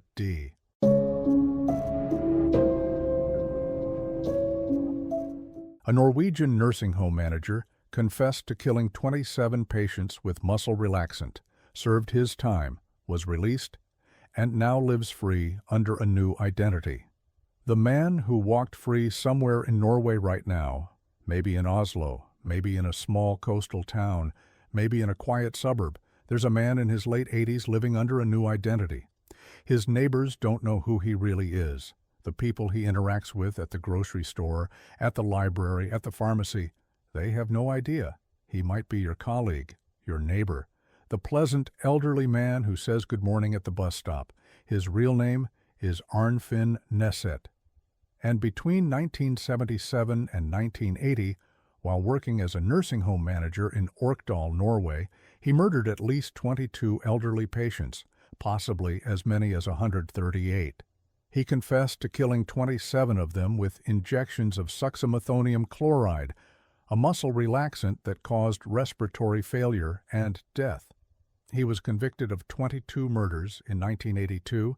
He was sentenced to 21 years in prison, the maximum Norway allowed at the time. He served his sentence. He was released in 2004. And now he lives free, under a new identity granted by the Norwegian government, his location kept secret from the families of his victims. This is the story of a convicted serial killer who completed his rehabilitation and returned to society. And it raises the most uncomfortable question in criminal justice. What do we owe someone who served their time for murdering dozens of people? The nursing home manager Arnfinn Nesset was born in 1936 in Norway. He trained as a nurse and worked his way up through the healthcare system with competence and dedication. By the late 1970s, he was the manager of a nursing home in Orkdal, a small municipality in central Norway. He oversaw the care of elderly residents who were in the final stages of their lives, people with dementia, chronic illness, limited mobility. He was respected, professional, organized, and he was killing them. Unlike many healthcare serial killers who are frontline nurses or aides, Neset held a position of significant authority. As manager, he had access to all medication supplies, authority to order drugs without scrutiny, control over staffing and schedules, the power to shape investigations into deaths. He was the perfect predator in the perfect position. The weapon, succinylmethonium chloride. Neset's murder weapon was succinylmethonium chloride, also called succinylcholine, a powerful muscle relaxant used during surgeries to temporarily paralyze patients for intubation. How it works. Administered intravenously, it paralyzes all voluntary muscles within 60-90 seconds. Patients remain fully conscious but cannot move or breathe. Without mechanical ventilation, patients die from respiratory failure within minutes. In medical settings with ventilators, it's safe and necessary. In unmonitored elderly patients, it's fatal. Why Neset chose it. Available through medical suppliers without raising suspicion. Difficult to detect in autopsy, breaks down quickly in the body, deaths would appear to be respiratory failure from natural causes. As nursing home manager, he could order it legitimately for emergency supplies. Elderly nursing home residents often die from respiratory complications. Pneumonia, COPD exacerbations, heart failure, all can cause breathing to stop. Neset knew this, and he exploited it. The method, medical precision. Neset didn't kill impulsively. He was methodical, organized, calculated. His pattern, select a resident, usually those who were most ill, least likely to be missed, or whose deaths would seem least suspicious. Wait for a time when he wouldn't be observed, inject succinylmethonium chloride intravenously, watch as the resident stopped breathing within minutes. Either discover the body himself or ensure staff found them shortly after. Sign the death certificate. As natural causes, as manager, he had that authority. Keep meticulous records of drug inventories, possibly enjoying the documentation of his crimes. He kept detailed records of his drug supplies. When investigators later examined these records, they found massive discrepancies. Far more succinylmethonium had been ordered than could be accounted for in any legitimate medical use. The drugs hadn't been wasted. They hadn't been stolen by staff. Arnfinn Neset had used them to murder patients. The scale, 22. Convicted, 138 suspected. When Neset was arrested in 1981, he initially confessed to killing 27 patients. He was ultimately convicted of 22 murders and 1 attempted murder. The case's prosecutors could prove beyond reasonable doubt with forensic evidence and documentation. But investigators suspected the real number was far higher. The statistics were damning. During Neset's tenure as manager, 1977-1980, the nursing home in Orkdal experienced an unprecedented number of deaths, far exceeding the death rate at comparable facilities. Statistical analysis suggested that 140 residents died unexpectedly during this period, deaths that couldn't be fully explained by the residents' medical conditions. If the suspected death toll is accurate, Arnfinn Neset would be one of the most prolific serial killers in history, rivaling Harold Shipman, UK, 218+, confirmed Luis Garavito, Colombia, 138, confirmed Pedro Lopez, Colombia, 110+, confirmed, but we'll never know for certain. Most victims were cremated, evidence degraded, and Neset, after his initial confession, later recanted many of his admissions, claiming he'd been coerced or confused. The investigation? Inventory discrepancies. The investigation began not because of suspicious deaths, but because of missing drugs. In 1980, pharmacy auditors noticed that Neset's nursing home had ordered massive quantities of succinylmethonium chloride, far more than any nursing home should need. Suxamethonium isn't a common drug in nursing homes. It's used in emergency situations or surgical settings, not for routine elderly care. So why had Nesset ordered so much? Auditors flagged the discrepancy. Hospital administrators asked Nesset to explain. His explanations were vague, contradictory, and ultimately unsatisfying. Authorities launched a formal investigation. They exhumed bodies. They tested tissue samples for traces of suxamethonium. The results were alarming. Multiple bodies showed evidence of the drug at levels inconsistent with any legitimate medical use. Investigators interviewed staff, reviewed death certificates, and analyzed patterns. Every indicator pointed to the same conclusion: the nursing home manager was murdering residents. In March 1981, Arnfinn Nesset was arrested. The confession, "I've killed them." After his arrest, Nesset initially confessed to killing 27 patients. He described the process methodically, almost clinically. He explained how he'd used suxamethonium. He detailed which residents he'd killed and when. He showed no particular emotion, no remorse, no satisfaction, just detached recounting of what he'd done. But then he recanted. As the investigation progressed and the trial approached, Nesset withdrew his confession. He claimed he'd been under psychological pressure. Investigators had coerced him. He was confused and hadn't really meant what he'd said. He was innocent. This recantation complicated the trial enormously. Prosecutors had to prove murders using forensic evidence, statistical analysis, and witness testimony rather than relying on confession alone. The trial lasted 5 months, one of the longest in Norwegian history at the time. The trial, 5 months of testimony. Nesset's trial began in 1982 and captivated Norway. Prosecution evidence, forensic tests showing suxamethonium in exhumed bodies, drug inventory records showing massive discrepancies, statistical analysis of death rates at the nursing home, expert testimony on suxamethonium's effects, Nesset's initial confession, even though he'd recanted it, witness testimony from staff about suspicious deaths, defense arguments. The confession was coerced and unreliable. Elderly nursing home residents die frequently. High death rates aren't necessarily suspicious. Forensic evidence was ambiguous. Suxamethonium breaks down quickly. Nesset was being scapegoated for systemic problems in Norwegian elder care. The jury deliberated and returned guilty verdicts on 22 counts of murder, 1 count of attempted murder, embezzlement. He'd also been stealing from the nursing home. Sentence, 21 years in prison, the maximum sentence Norway allowed in 1982. Norway's maximum sentence, 21 years. Here's where the case becomes uniquely Norwegian. In 1982, Norway's maximum prison sentence was 21 years for any crime, even mass murder.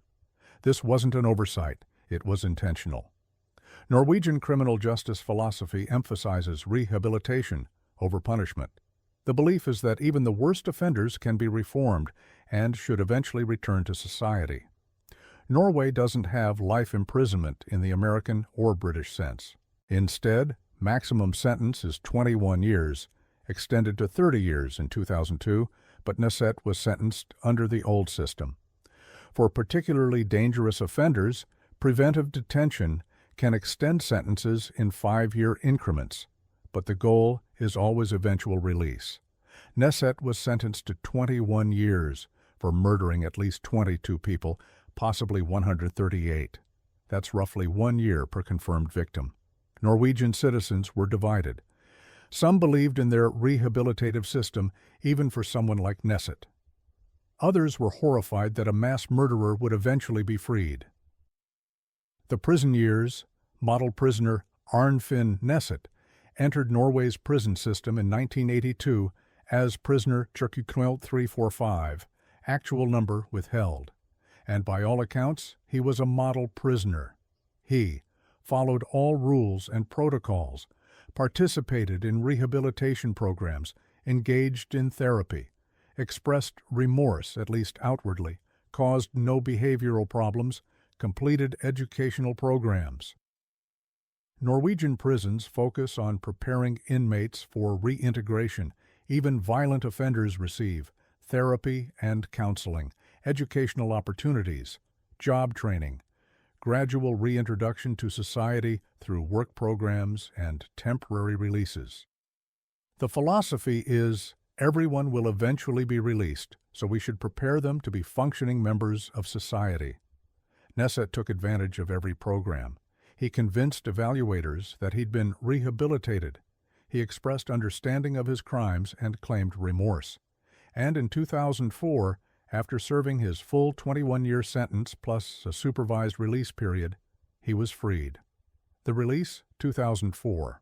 In 2004, at age 68, Arnfinn Neset completed his sentence and was released from Norwegian custody. He'd served 21 years for murdering at least 22 people, possibly 138. The Norwegian government granted him a new identity to protect him from vigilante justice assistance with housing and employment support services for reintegration, legal protections preventing media from revealing his location, victims' families received. No notification of his release, Norwegian law doesn't require it. No information about his new identity or location, no ongoing contact or updates. The rationale: Neset had served his time. He'd been rehabilitated. He had the right to privacy and a fresh start. The families disagreed vehemently. The family's anguish. Imagine your grandmother died in a nursing home in 1979. You were told it was natural. She was old, sick, her time had come. Then, in 1981, you learn she was murdered, injected with a paralytic drug by the facility's manager. She couldn't breathe. She suffocated. She died in terror. You attend the trial. You see Neset convicted. Justice is served, sort of. He gets 21 years for murdering your grandmother and 21 others. Then, in 2004, he's released. Given a new identity, his location kept secret. You'll never know where he is. You'll never know if you've passed him on the street. You'll never have closure. That's the reality for dozens of Norwegian families. They've expressed outrage, pain, and a profound sense of injustice. They believe Neset should have died in prison. That 21 years wasn't nearly enough. That giving him a new identity added insult to grievous injury. But Norwegian law is clear. He served his time. He's entitled to privacy and a fresh start. The rights of the convicted outweigh the feelings of the victims' families. That's the Norwegian system. And Arnfinn Neset is its most controversial test case.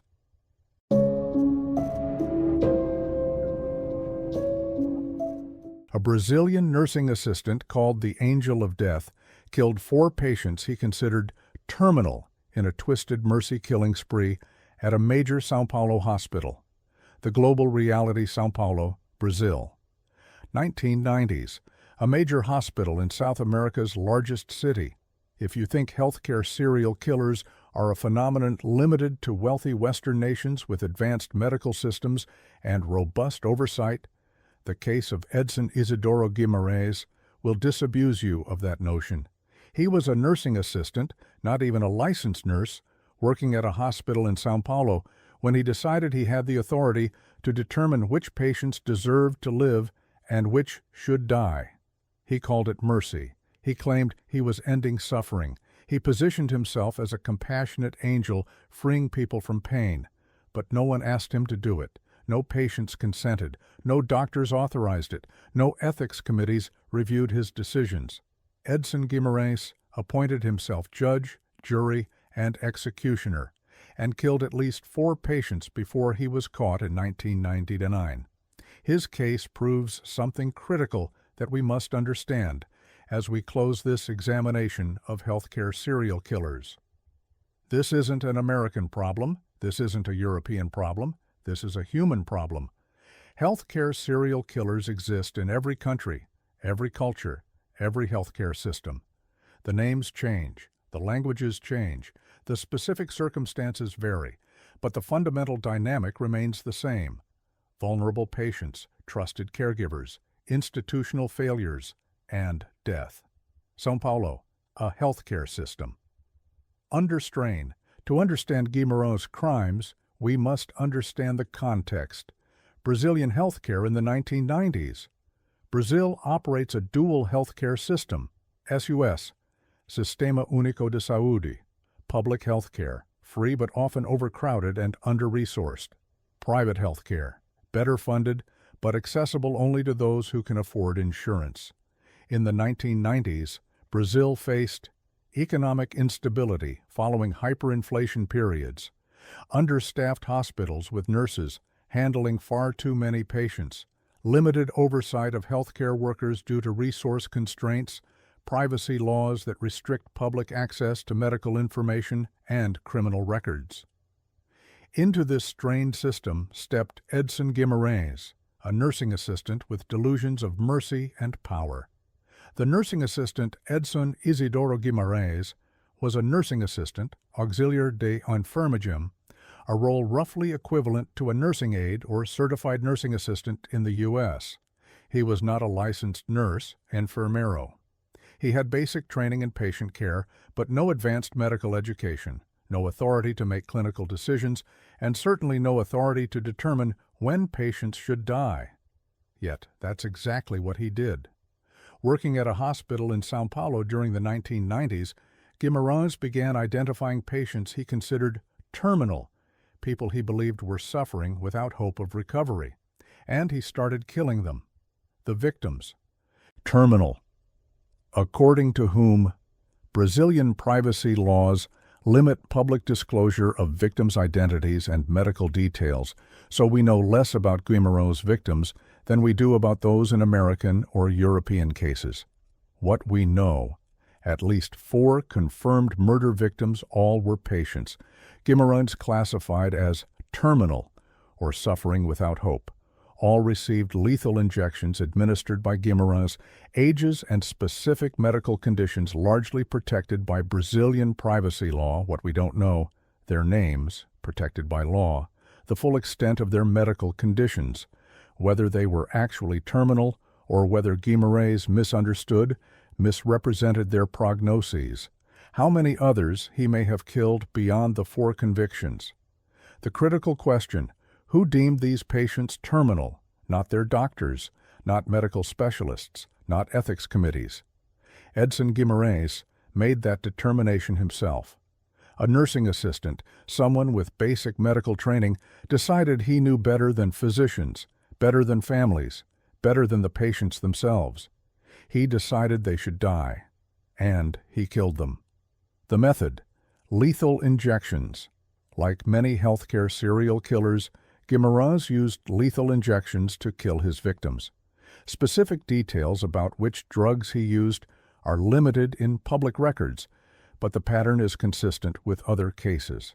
Likely substances, high doses of sedatives or pain medications, potassium chloride stops the heart, insulin causes fatal hypoglycemia, other medications that cause respiratory or cardiac failure. The method gave him control. He could time the deaths, he could be present, he could watch them slip away, believing he was performing a merciful act. But mercy requires consent. These patients didn't ask to die. Their families didn't authorize it. Medical ethics committees didn't approve it. This wasn't euthanasia, this was murder. The justification, false mercy. When caught, Guimarães defended his actions by claiming he was ending suffering. He portrayed himself as a compassionate caregiver who couldn't bear to watch patients in pain. He argued that he was doing what needed to be done, what the system wouldn't allow through legal channels. This justification is common among healthcare serial killers. They claim to be angels of mercy. They insist they're ending unbearable suffering. They position themselves as more compassionate than doctors who let patients suffer. They frame killing as an act of love. But this justification falls apart under scrutiny. 1. Did the patients consent? No, none asked Guimarães to kill them. 2. Were they actually terminal? Unknown. Guimarães made that determination himself. without proper medical assessment. 3. Were there legal alternatives? Brazil, like most countries, has palliative care options. Suffering can be managed without killing. 4. Who appointed him to make these decisions? No one. He took that power himself.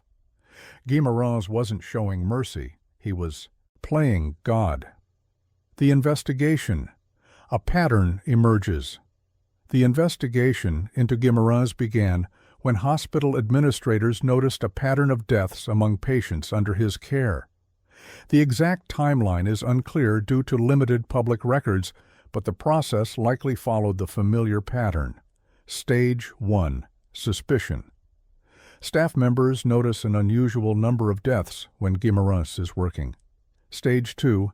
Internal investigation. Hospital conducts internal review, finding statistical anomalies in death rates during his shifts. Stage 3. Evidence gathering. Investigators review medical records, medication logs, and patient files to build a case. Stage 4. Arrest with sufficient evidence. Police arrest Guimarães in 1999. Brazilian news coverage at the time referred to him as Anjo da Morte, Angel of Death, the same moniker given to so many healthcare serial killers around the world. The name changes, the language changes, but the archetype remains constant. The trial and conviction, 2000.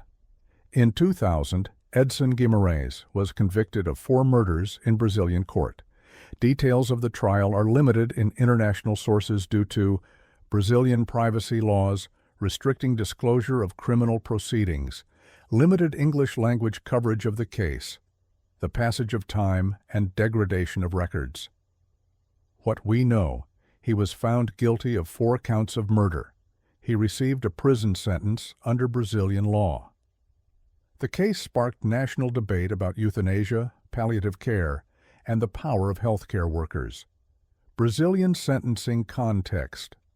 Brazil's criminal code allows for sentences up to 30 years for homicide, with potential increases for aggravating factors like multiple victims.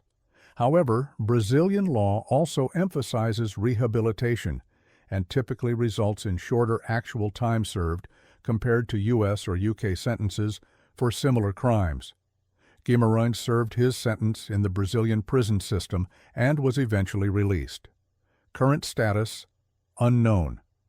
Here's where the Guimarães case becomes unsettling in a different way than the Nesset case. We don't know where Edson Guimarães is today. Unlike Norway's Arnfinn Nesset, whose release was documented and whose new identity is actively protected by the state, Guimarães simply disappeared from public record. Possibilities: 1. Released and living quietly in Brazil, most likely. He served his sentence and returned to civilian life without media fanfare. 2. Deceased possible, given the time elapsed since his conviction. 3. Living under new identity.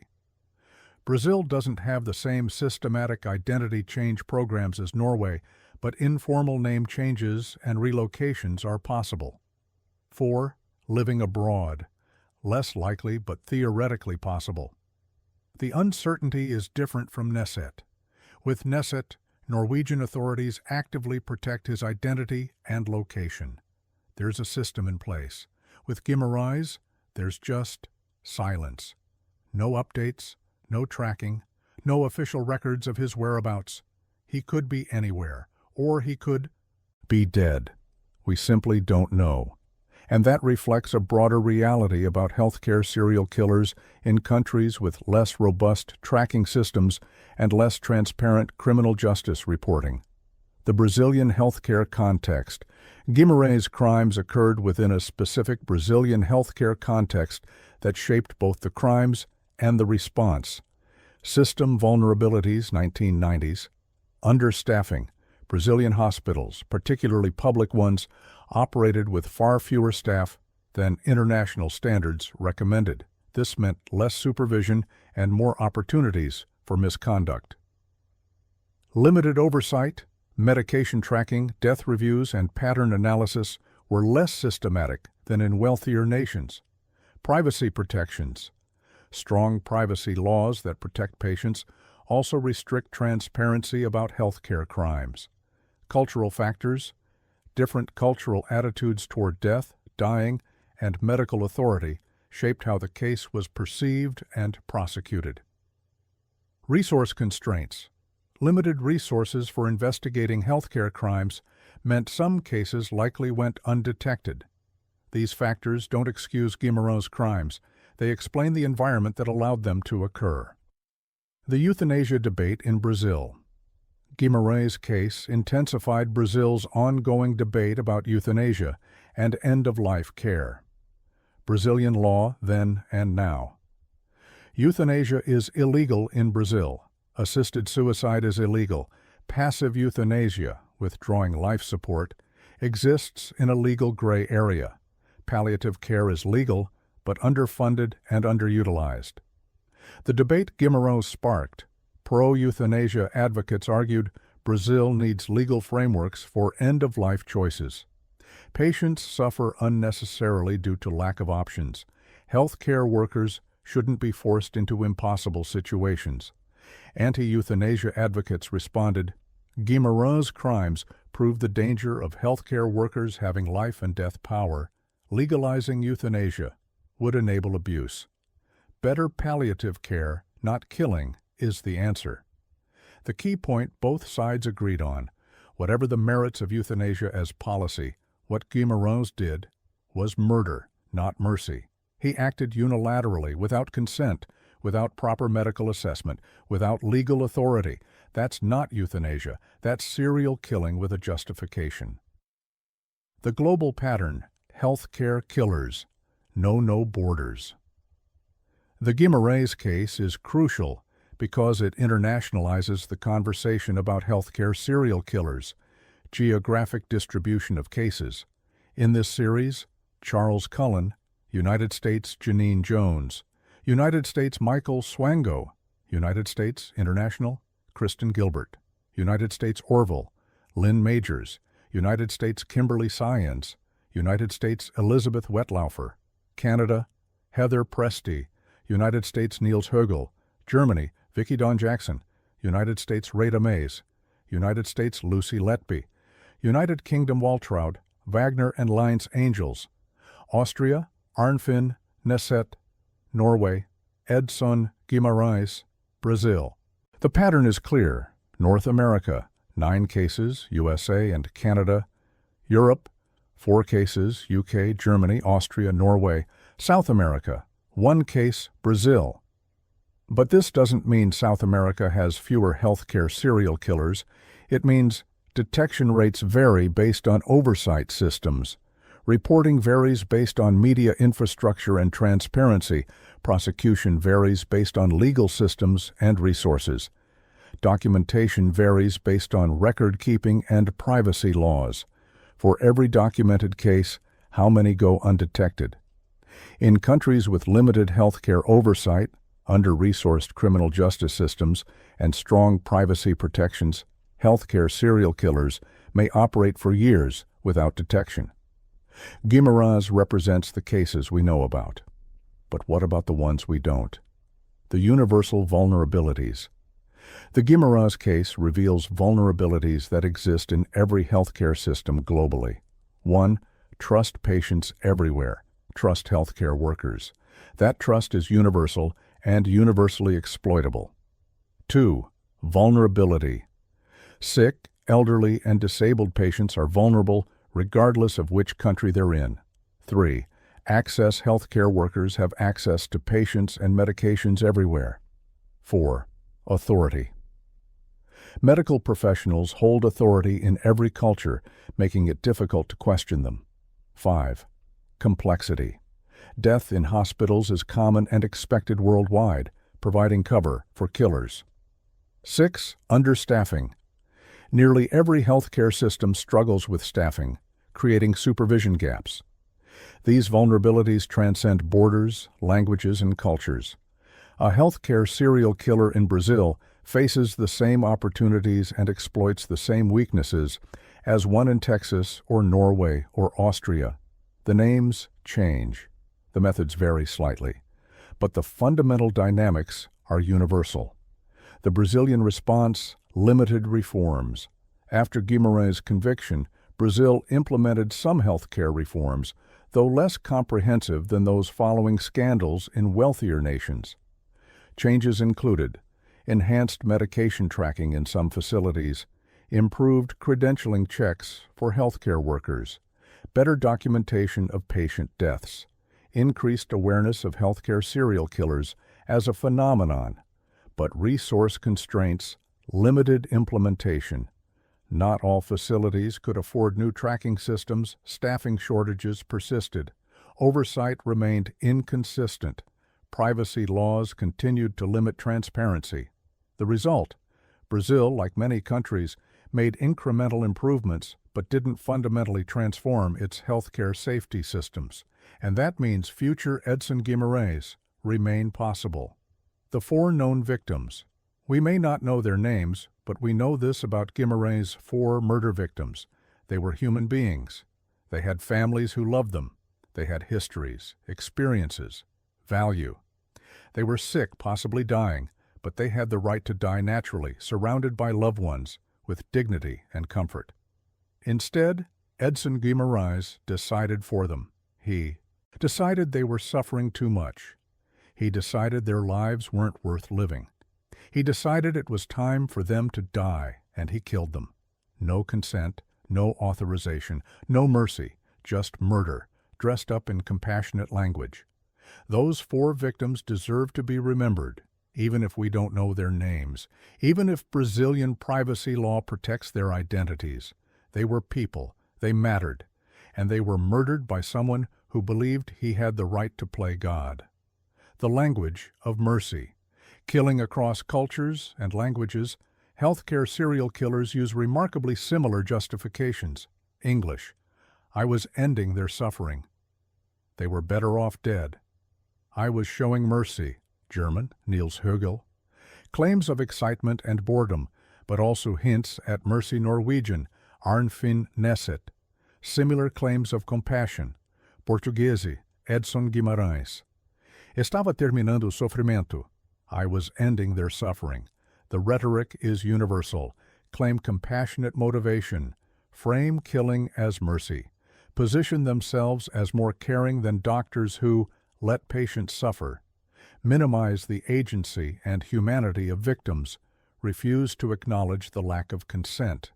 This linguistic pattern reveals something important. Healthcare serial killers know what they're doing is wrong. That's why they need the justification. That's why they frame it as mercy rather than murder. If they truly believed they were right, they wouldn't need the elaborate rationalizations. The angel of death justification is a lie they tell themselves and us. The comparison: Guimarães and Wetlaufer, Edson Guimarães, Brazil, and Elizabeth Wetlaufer, Canada, offer an interesting comparison. 2 healthcare workers in different countries who both claimed mercy as their motivation. Similarities: both killed patients they deemed suffering or terminal. Both used lethal injections. Both claimed compassionate motivations. Both worked in systems with oversight gaps. Differences: Wetlaufer was a licensed nurse, RN, described red surge of power, suggesting motivation beyond mercy. Confessed voluntarily at rehab, received life sentence in Canada. More detailed documentation available. Guimarães was a nursing assistant, not licensed nurse. Maintained mercy-killing narrative more consistently, caught through investigation rather than confession, served sentence and released. Current whereabouts unknown. Less detailed documentation available. The comparison shows healthcare serial killers exist across different healthcare systems, cultures, and legal frameworks. The specific details vary, but the pattern remains consistent. The unknowable numbers. Here's a disturbing reality about the Guimarães case. We only know about 4 victims. But how many others were there? In every healthcare serial killer case, the confirmed victims represent a fraction of the likely total. Charles Cullen, 29 to 40, confirmed, possibly 400, Kristen Gilbert. 4 confirmed, suspected in 350 plus, Niels Högel, 85 confirmed, possibly 300 Arnfinn Nesset, 22 confirmed, possibly 138. The pattern is clear. Serial killers are convicted of what can be proven, not what they actually did. Given that pattern, and given that Guimarães worked in a system with less robust oversight and documentation than wealthier nations, could he have killed more than 4? Almost certainly. Could it have been dozens? Possibly. Could it have been hundreds? Unlikely but not impossible, given the examples of Cullen, Högel, and Nesset. We'll never know, and that uncertainty haunts any discussion of healthcare serial killers. The victims we'll never know about, the deaths that were written off as natural, the families who never learned the truth. The Brazilian media coverage. Brazilian media coverage of the Guimarães case at the time, 1999-2000, was significant but didn't reach the saturation level of cases like Letby or Cullen. Why less international coverage? Language barrier. Portuguese language coverage doesn't translate to international English media as readily geographic focus. International crime coverage tends to focus on US, UK, Western Europe privacy laws, Brazilian restrictions on victim information, limited narrative details. Time period: late 1990s, early 2000s before social media amplification. But within Brazil, the case was major news. Anjo da Morte became a household term. Debates about euthanasia intensified. Healthcare workers faced increased scrutiny. The case mattered deeply to Brazilians, even if the international community largely overlooked it. The lesson: vigilance is global. The Guimarães case teaches us that vigilance must be global. Healthcare serial killers aren't a first-world problem. They're a healthcare problem. Every country with hospitals has vulnerable patients, healthcare workers with access systems with gaps, potential for abuse. Every country needs medication tracking systems, death pattern analysis, staff oversight, whistleblower protections, regular audits. Cultural willingness to investigate resource constraints make this difficult for developing nations. Brazil in the 1990s couldn't implement the same comprehensive systems as modern Germany or the UK. Budget limitations, staffing shortages, and competing priorities make perfect safety systems impossible. But that doesn't mean these countries should give up. Even basic safeguards, tracking unusual death patterns, reviewing medication discrepancies, listening to staff concerns, can catch killers before the body count reaches dozens or hundreds. Guimarães was caught. The system worked, eventually, but how many others are operating in under-resourced healthcare systems around the world, killing undetected? That's the question that should keep healthcare administrators awake at night, regardless of which country they're in. The reflection: what Guimarães represents.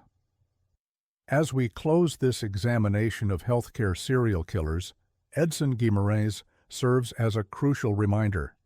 This isn't about American healthcare, or European healthcare, or any specific national system.